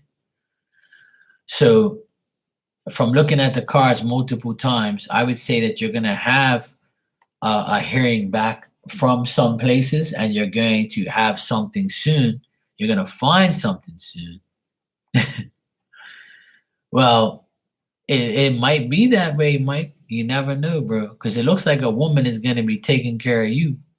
And it could be your wife, because if she has that nice job right now, maybe that's what the cards were telling me earlier, because I didn't know this until, now, right? Because I thought you had a job and she had a job. But you told me she had a job. So it was you still without the job. So I feel like it's going to be up to her, or you're going to hear from a woman from the places that from the jobs that you applied for. A woman is going to call you and say, hello, is this Michael? Yes. Okay, well, we have this job opening here, but it's this and this. And you'd be like, all right, well, let me get back to you, because I'm not sure if I really want to do those hours, or get that type of pay, or I don't know if I can do that because of yada yada yada. So it's just telling me that it's very possible, but it's not 100%. So I'm not going to sit here and tell you, yes, Mike, you're going to get a job and everything's going to be great. I don't really see that 100%. I just see the possibilities are unlimited, but it's going to depend on whether or not you want to take the job that's being presented to you. So I still think it's up to you at the end of the day to make the final decision. So I see you finding something soon and hearing back soon from the situations and the jobs that you wanted to take, but it might still not be what you actually really want. So I would say this month it's a possibility. But hey, be a stay-at-home dad. Honestly, that'll be a dream come true for me. I wish that I can marry somebody and she'd be like, babe, I don't want to stay home and take care of our child. You can stay home and I'm gonna go back to my lawyer job or accounting job or nice job and but that's in a reality type of way. I'm sure God might bless me one day with that life. I wouldn't mind. She was like, Mark, you take care of our baby and I'll go to work. I'm like, sure, baby. I'll just sit home and do readings all day. I'm still gonna make money. I'm good. And when the baby goes for a nap, I'll come online and I'll be quiet. That's in the perfect world for me. I would love that. I would love that. So, if there's any available women that have a good job and willing to have me take care of your child, our child home, holla at your boy. 1-800 Marky. Okay? Holla at me. I'll be your living daddy. And I'll be your living husband. I'll do anything you want, baby. When you come home, I'll have dinner on the table.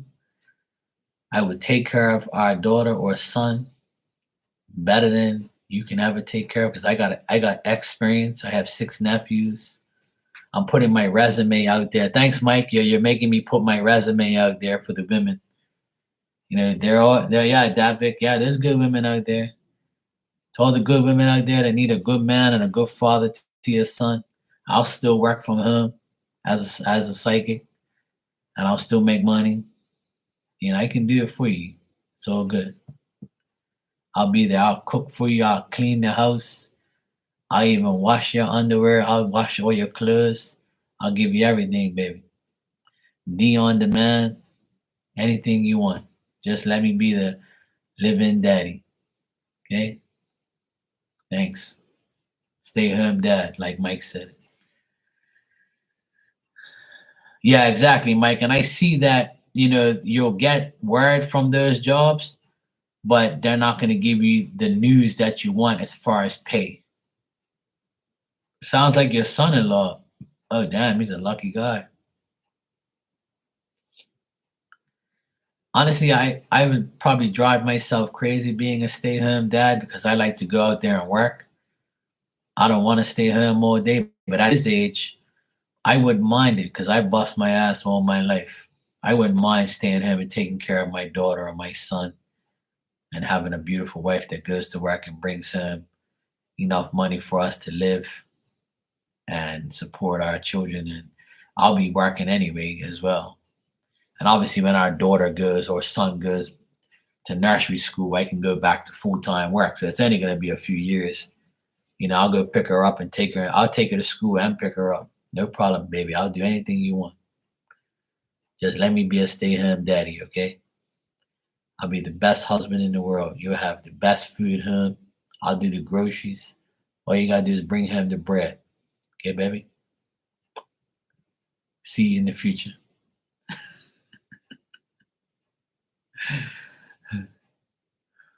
Oh, see, there you go.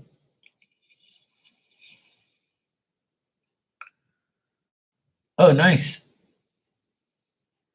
That's a good man. That's a good man. I don't know too many stay-home dads in my lifetime. I don't know. I couldn't even tell you one stay-home dad. I don't know anybody here in Bermuda where I live. I don't know no stay-home dads. Maybe one that I can think of. I think he still is. I'm not sure. But he's my age. I think he's a stay-at-home dad, but I still think he works at home. He works from home, doing stuff on the internet or whatever. But that's good. I'm glad he's a great dad. The world needs more great dads. The world needs more great dads. Trust me. I don't know too many great dads out there, but I know the world needs a lot of them. That's always been my wish is to be a father, is to be a husband and all that stuff. There's still hope for me. Uh, if I don't, that's all good. I'm still the uncle of the year. every year.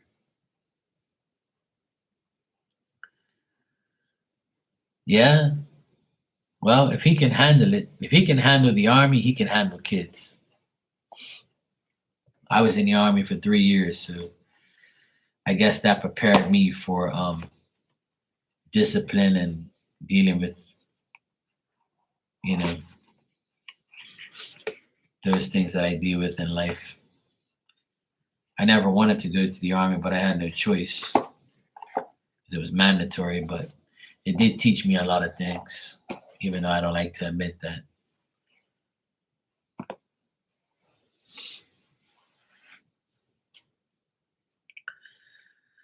Yeah, and that's the thing. None of your children can ever be the same.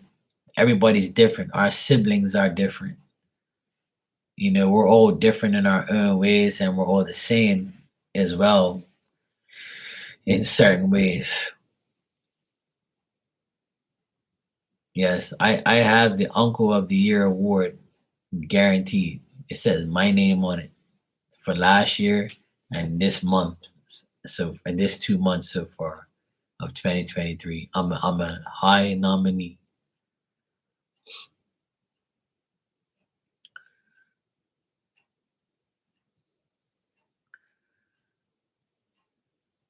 I have 6 nephews and they're all good boys. They're all good men.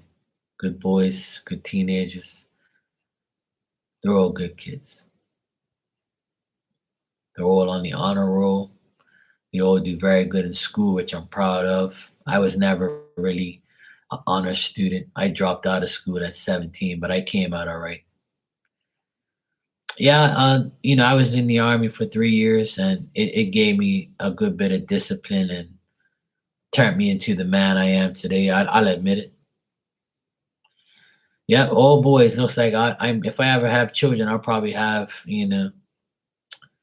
Well, my sister lost the triplet girls, which is sad, but I think that God might put that on me.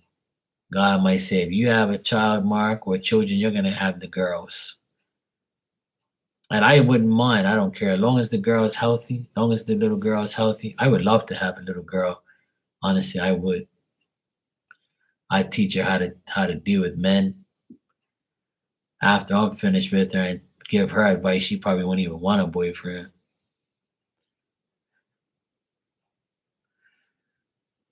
Yeah, I would love to. Honestly, I would love to have a daughter. I would love to. But I also would love to have a son so I can teach him, how to play sports like I did with my nephews, you know, have a son to take over my business. But the girl can do that too. She can take over my business. She can be a hustler.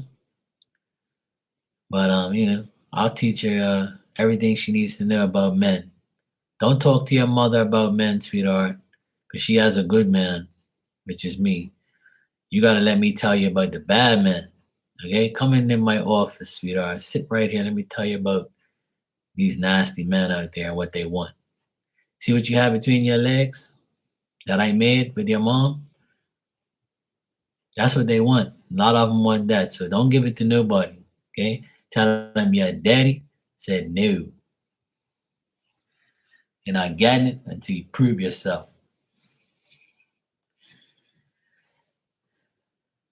Absolutely, I agree. And that's why I'm really helping my youngest nephews out a lot right now. They're very smart, beautiful boys. They're 15 and 13, and they're always willing to help me. I help them a lot. I do a lot for them. I'm like their real dad because their real dad is a joke. But I'm more like we're all like all three of us are like a crew, like best friends.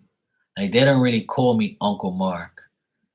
They call me bro. Hey bro, what we guys doing today? Or hey bro.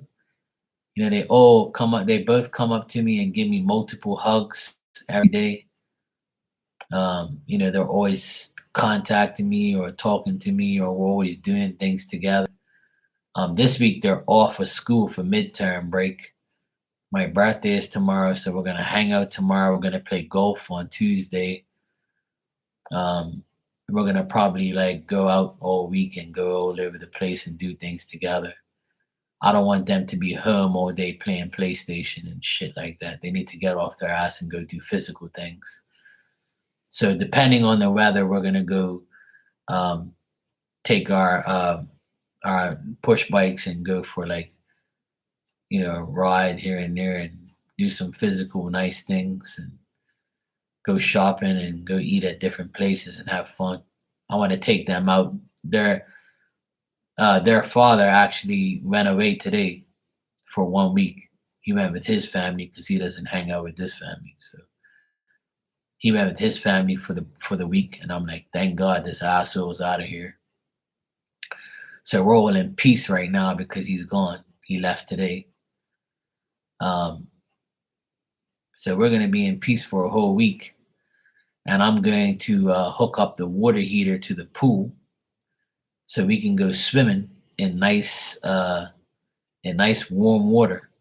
So I'm gonna call my pool buddy and ask him what do I need to turn on the valves to make the water heater work properly and heat up the water so we can go swimming this week because we haven't been in the pool for a while. But now that that idiot's gone, we can use the pool and have some fun. Yes, I've lived in Bermuda since the day I was born. I've been here all my life, born and raised. My parents are not from here. My parents are from Portugal, but they came over here. My dad's parents were already here. And they were born in Portugal as well, but my grandfather came here for work. He got called in to do work here. So he ended up liking it here and stayed here. He brought my grandmother from Portugal to get live with him here. Um, and then they had, and then my dad was like 18 years old and his brother was 16. And then they both came here afterwards. And no, he's not violent. No, he's not violent at all. Um, he's never done anything violent towards her or the kids. He's actually scared of me of being violent to him, but I'm not violent.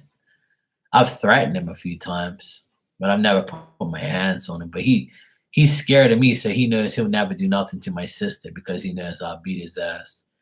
And his oldest son, the 15-year-old, he's 6 foot tall, and he's bigger than his dad. And he already said he ain't touching my mom. I'll beat his ass. So hopefully it never ever comes to that. But no, he's not a violent person. He's just verbally abusive. He likes to verbally abuse everybody. And he's a control freak. And he's a lot of other things, but I don't want to discuss him. But yeah, my grandparents were already here. And my dad and my uncle came to Bermuda and they started to work here and they ended up staying here. And that's how I was born. My parents got married here and ended up living here. And then, they made the best thing in their life, which was me, which was their third child. See, three is a charm. Yes, he's an idiot and a narcissist, and he's a lot of other things. I'm just very happy that he's gone. He went on vacation. He went to Canada for a whole week with his sister and his brother-in-law and his nieces and nephews and his family.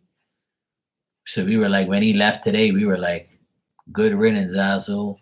Goodbye. Smell you later. So we're gonna have like peace and quiet for a whole week. I hope this week goes by very, very slowly, and we have a great time. And we will. Starting tomorrow is my birthday, so we're gonna have a great time. Yeah. Yep. See ya. Don't wanna be. Yeah, there's a lot of crazy exes. I had one too. She was very crazy, and she didn't take no for an answer. And even though she disrespected me, she still came back into my life and pretty much demanded me back into her life. But I could care less. Yeah, I'm actually have 28 more minutes, and well. Actually, I can't really say that because I was born at 6:50 in the morning, so it's not yet. I was born at 6:50 in the morning, so tomorrow morning at 6:50, I'll be exactly 46.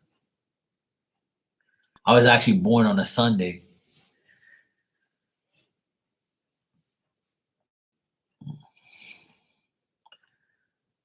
I actually had a woman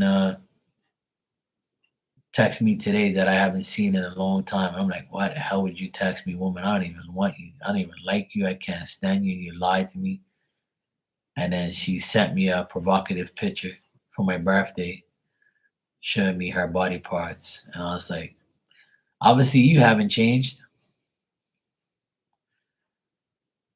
People are so crazy. Yeah, seriously, 6:50. Yeah. 6:50 in the morning, I was born. It's on my birth certificate.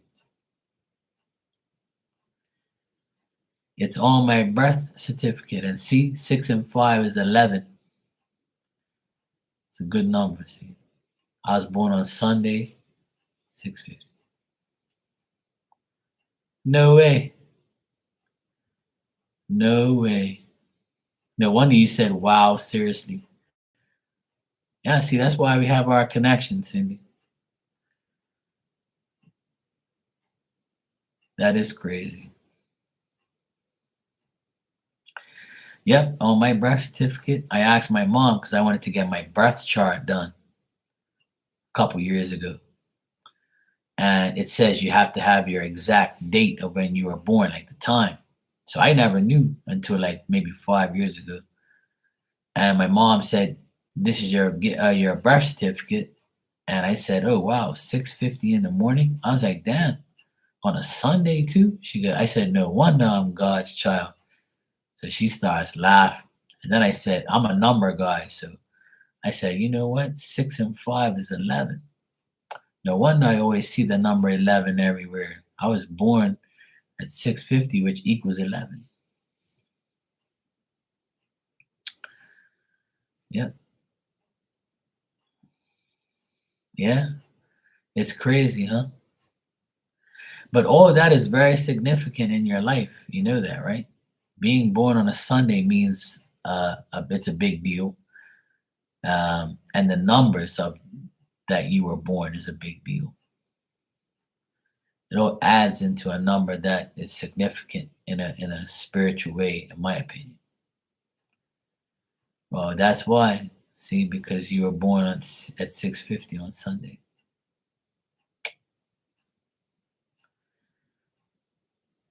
And Sunday is really the official day of the month.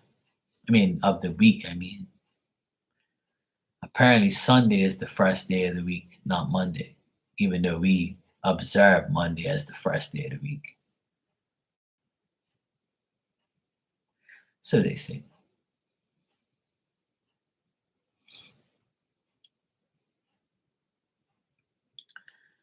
October 17th. Yeah. So uh let me see what life path you are.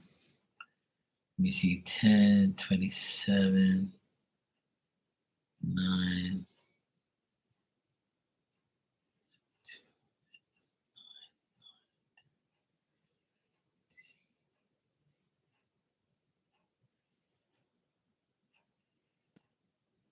Let me see something here. Give me a second. Let me do my math real quick.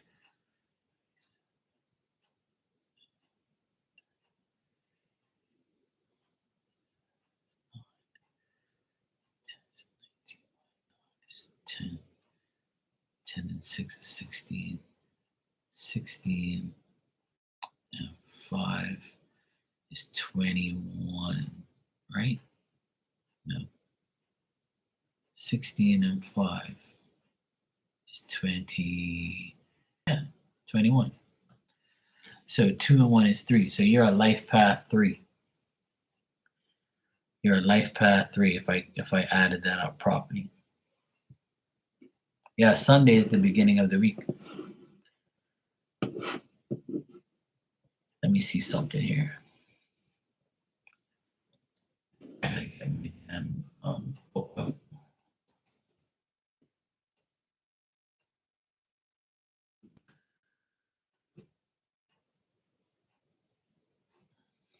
Okay. So it says here, if you're a life path 3, which you are, it says it can tell you a lot about your destiny.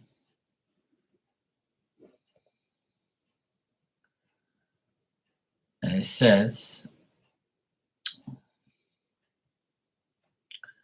if you are a life path number 3, there are certain things that you should keep in mind. People with this number tend to be creative and expressive individuals. They enjoy working with people and having the natural ability to inspire others. 3 also good at making decisions and also often successful when it comes to business. However, there are some negative characteristics that you should be aware of. People with this number have the tendency to be overcritical, impatient, judgmental. They also can become easily bored or frustrated when things don't come their way. Ooh, is that right? Definitely being creative and expressive. That's interesting.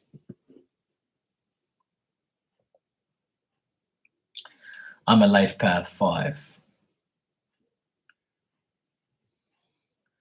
And also because you're a number 3, life path 3, like years that add up to 3 can also, which is not very much, but like in 2001 was a 3 year.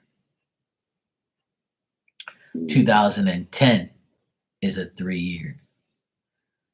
So yeah, obviously not all the characteristics will add up. Even in life path 5, it says something about being envious or jealous. I'm like, I'm far from that. Obviously, they can't predict everything. It's just what they think. Um, but yeah, it's interesting on how the numbers add up to things and tell you certain things about yourself, and could also be significant in what you do and what you say and how things are going to pan out.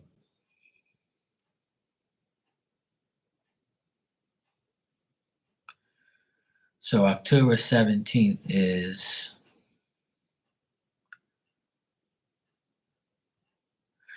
yeah, I add the 10 and the 17 is 27. And then the 19 is 10, so it's 37, which 3 and 7 is 1. And then the 6 and the 5 is 11, and 11 and 1 is 12, 1 and 2 is 3.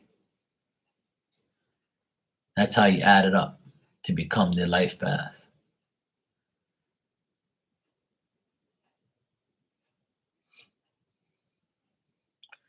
So October 17th is what? Libra, I think. Is it? No. Yeah. Yeah, it's Libra. October 17th is Libra. So you're a Libra. Cool. Yeah. My dad's a Libra. There's a lot of Libras that come in here. You got lost in that? Yeah. Yeah, it would depend. I mean, yeah, you can add it up in so many different ways. You're still gonna come up to 3. Yeah, I know a lot of October Libras as well. There's a few that come in here. Yeah. My dad's actually September 23rd, and my nephew is September 25th. They're both Libras.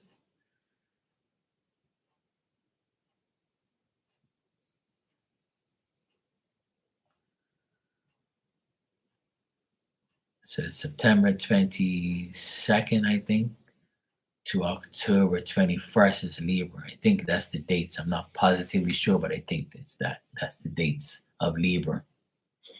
So you're like at the end of Libra. Oh, that's cool. See, in my family, every single person in my family is a different sign. And then when it like in my immediate family, we're all different signs. And then when it comes to my nephews, uh there are some of the same signs, but nobody in my family, like right now, that's alive is a Pisces. No Pisces. It's weird. We have every zodiac sign in my family except for Pisces, but I believe my granny on my mom's side, I think she's a Pisces. I have to check the dates because I have it all written down, but I think she was the only Pisces in my family. Hey SR, how you doing, sweetie? How you been? Yeah, they're on the cusp. Yeah, if you're like the 23rd, you're like a cusper. You're like on the verge of being both almost. But a date is a date. So I'm doing good, sweetheart. It's good to see you. So my dad is September 23rd, my sister's November 23rd, and her youngest son is August 23rd. So everybody is like 23rd, 20. We got three family members 23rd. Me and my mom are 6. I'm February 6th tomorrow, and my mom is January 6th. And then my brother is 26, and my sister is 16. So we all have like almost like sixes and things and all that shit. It's weird. My oldest sister's in Aries. My youngest sister's a Sagittarius. My brother's a Cancer. I'm Aquarius. My mom's a Capricorn and my dad's a Libra. It's crazy.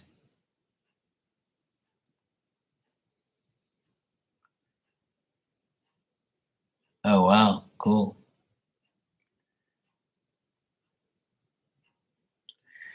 Yeah, it's kind of weird. And my 6 nephews, there's a Libra, Aquarius. My nephew's birthday is February 10th. Um, my other nephew, like the Libra, is September 25th, like I said. The other one's a Cancer, July something. I can't. What is his birthday? July 14th, I think. Yeah, he's a Cancer. And then I have the other one that's May 5th. I think he's a Taurus, I believe. Yeah, Taurus. Yeah, May 5th, he's a Taurus. And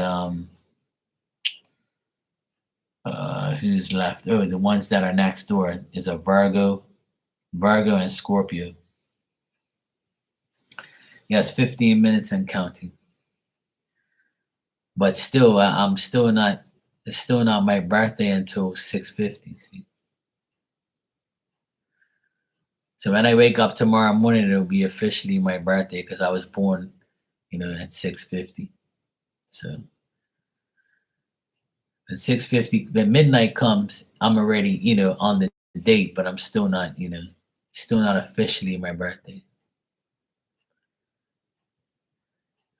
What am I doing? Well, I already today I already went to brunch with my family and I hung out with my nephews. But tomorrow I will be hanging out with my nephews because they're all for school. So we're gonna probably like go out and have some fun. And then in the evening, I'm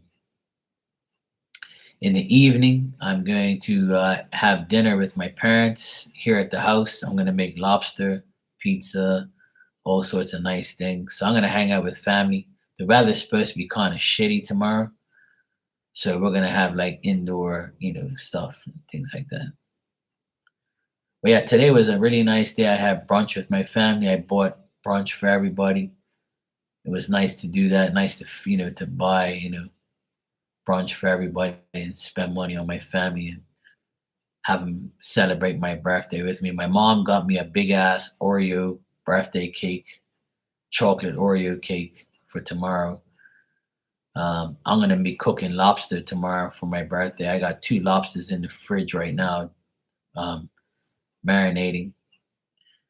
So one lobster is just for me, which is a small lobster, and I got a big ass lobster for half for my sister, half for my mom, and I'm getting pizza for my dad and my two nephews because they don't like lobster.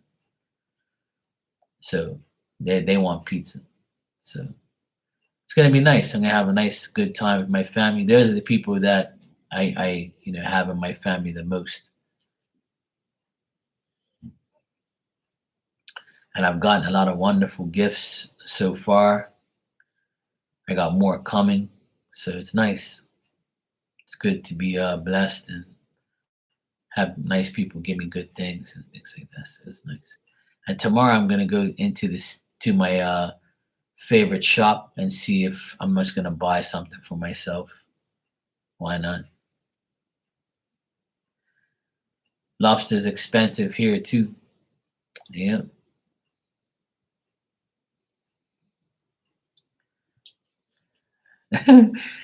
There you go, Cindy. Yeah, there you go. There you go. I like to be difficult when it comes to my actual birthday. So I feel like a birthday starts when you were born. So that's why I always, ever since I found out I was born at 6:50 in the morning on a Sunday, it kind of makes me laugh. I'm like, yeah, see that? Well, I gotta wait for that day, that hour.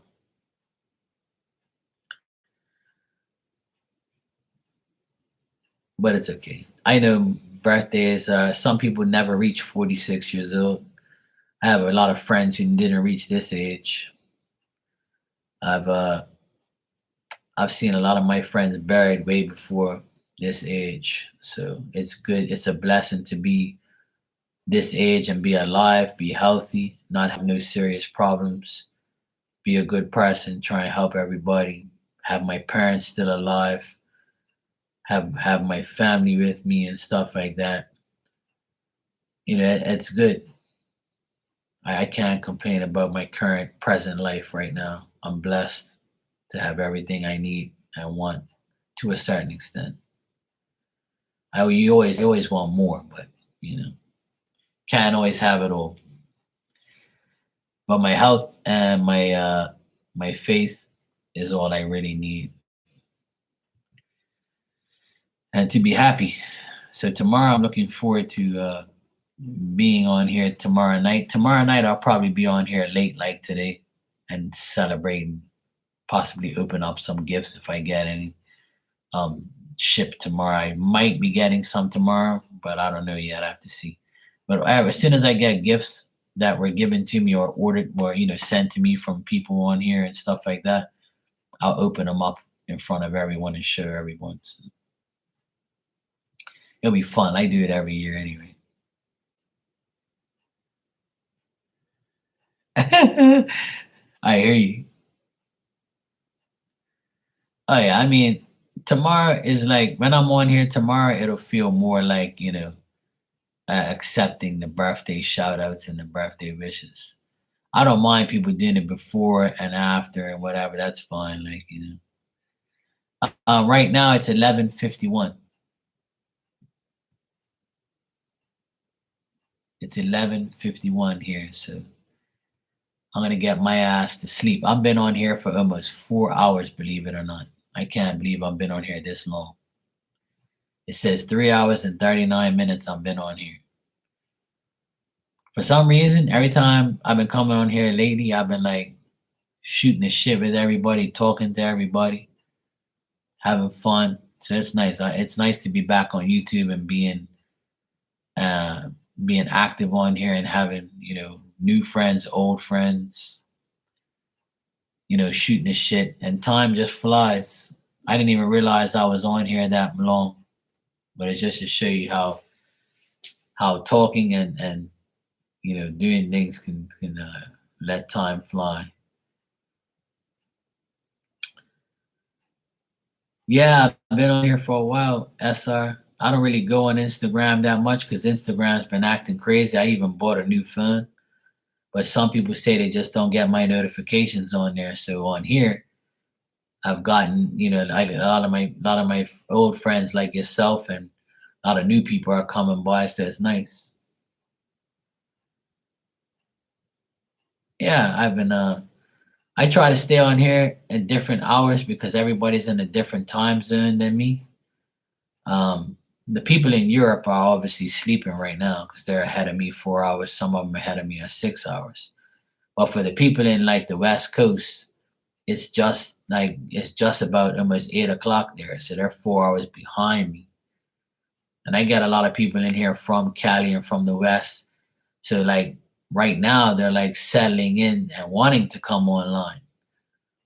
And I'm ready to go to sleep. So it's kind of a pain in the ass, but I kind of like stay here as long as I can just to help the people from the West that I love and care about. I have a lot of friends from there that they're like, "Ah, shit, I just missed you. I know you're ahead of me, Mark. I'll try and catch you another time." So I kind of like stay to them as midnight every time and try and like help everybody.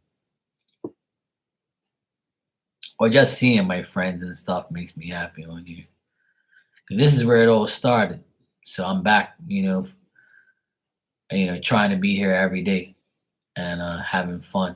It's something that I used to do and I enjoyed it. And then things went south with all the trolls and all the people and all these weirdos and shit. But now it's a lot calmer. Now it's nice and mellow in here, and I don't have too many people aggravating me. Yeah, I miss the long lives too, SR. Like I miss having everybody in here and talking shit and having fun. But I have a nice new crew. I have a lot of new people in here that are very nice and genuine, and they keep me going. They make me happy. Uh, I have a lot of people in here like to communicate. People like the same age or just about the same same age bracket around that 10 years more, 10 years less. Things like that. So it's good to have like the same like-minded people. I have some young people, some older people. It doesn't matter. I got all you know types of people in here, and it's wonderful. It's nice to see people from all over the world, talk to everybody, have fun. I'm the type of person I don't have to pull cards every single time to have fun. Like just talking to everyone and talking about life and things like that. It's a bless. It's nice. It's really fun. That's why I don't like. I don't mind being on here long like this because it's something that I like to do. I like to talk to everybody and socialize. And some people will come in here and be like, "Oh, hey, this and that, blah blah. What do you think about this?" I'll give my insight or my advice, and then everybody in the room is talking about it. And then there's like-minded conversations, and people meet each other, and it's really nice to have everybody talk to each other and help each other, give their advice, have like-minded situations. Yeah, exactly. Yeah, mature crowd, people that have fun, good conversation. That's what I like. It doesn't have to always be about psychic shit and things like that. I like to talk about all sorts of things. I don't like to talk about politics and government too much, things like that, or touchy subjects like I have in the past and caused issues. But now, I could talk about it in a more civilized way and non-judgmental way. But as long as the conversations don't get out of hand, then we're good. Or people ain't in here fighting with each other, which is hardly ever happens. So I'm good. It's all right. It's not that bad. I've had a lot of great conversations and stuff like that. So it's going good. All right. It's midnight here almost. I'm gonna get cracking lacking. If anybody needs me, tell me now, or I will be out of here and gonna get some sleep. And tomorrow is my birthday, and I will be here tomorrow, and I'll tell you guys all about it, and I'll do it all over again. So I will see everybody tomorrow. Love you guys. Thanks, sweetheart. I appreciate that. Love you guys, and I'll see you guys tomorrow. And I'm gonna go enjoy my birthday tomorrow with my friends and family. And I want to come on here and enjoy my birthday with you guys and end it off in a good way with everybody on here having fun. And I'll come on here and do messages and all that type of stuff. And all the lurkers. Yeah, there's always lurkers in here. Some people just like to, hang out and listen to me talk. They don't mean no harm. Thanks, Cindy. Thanks, SR. Appreciate you, ladies, and you guys have a great week coming up, and have a great day tomorrow. Okay, Mwah. Take care.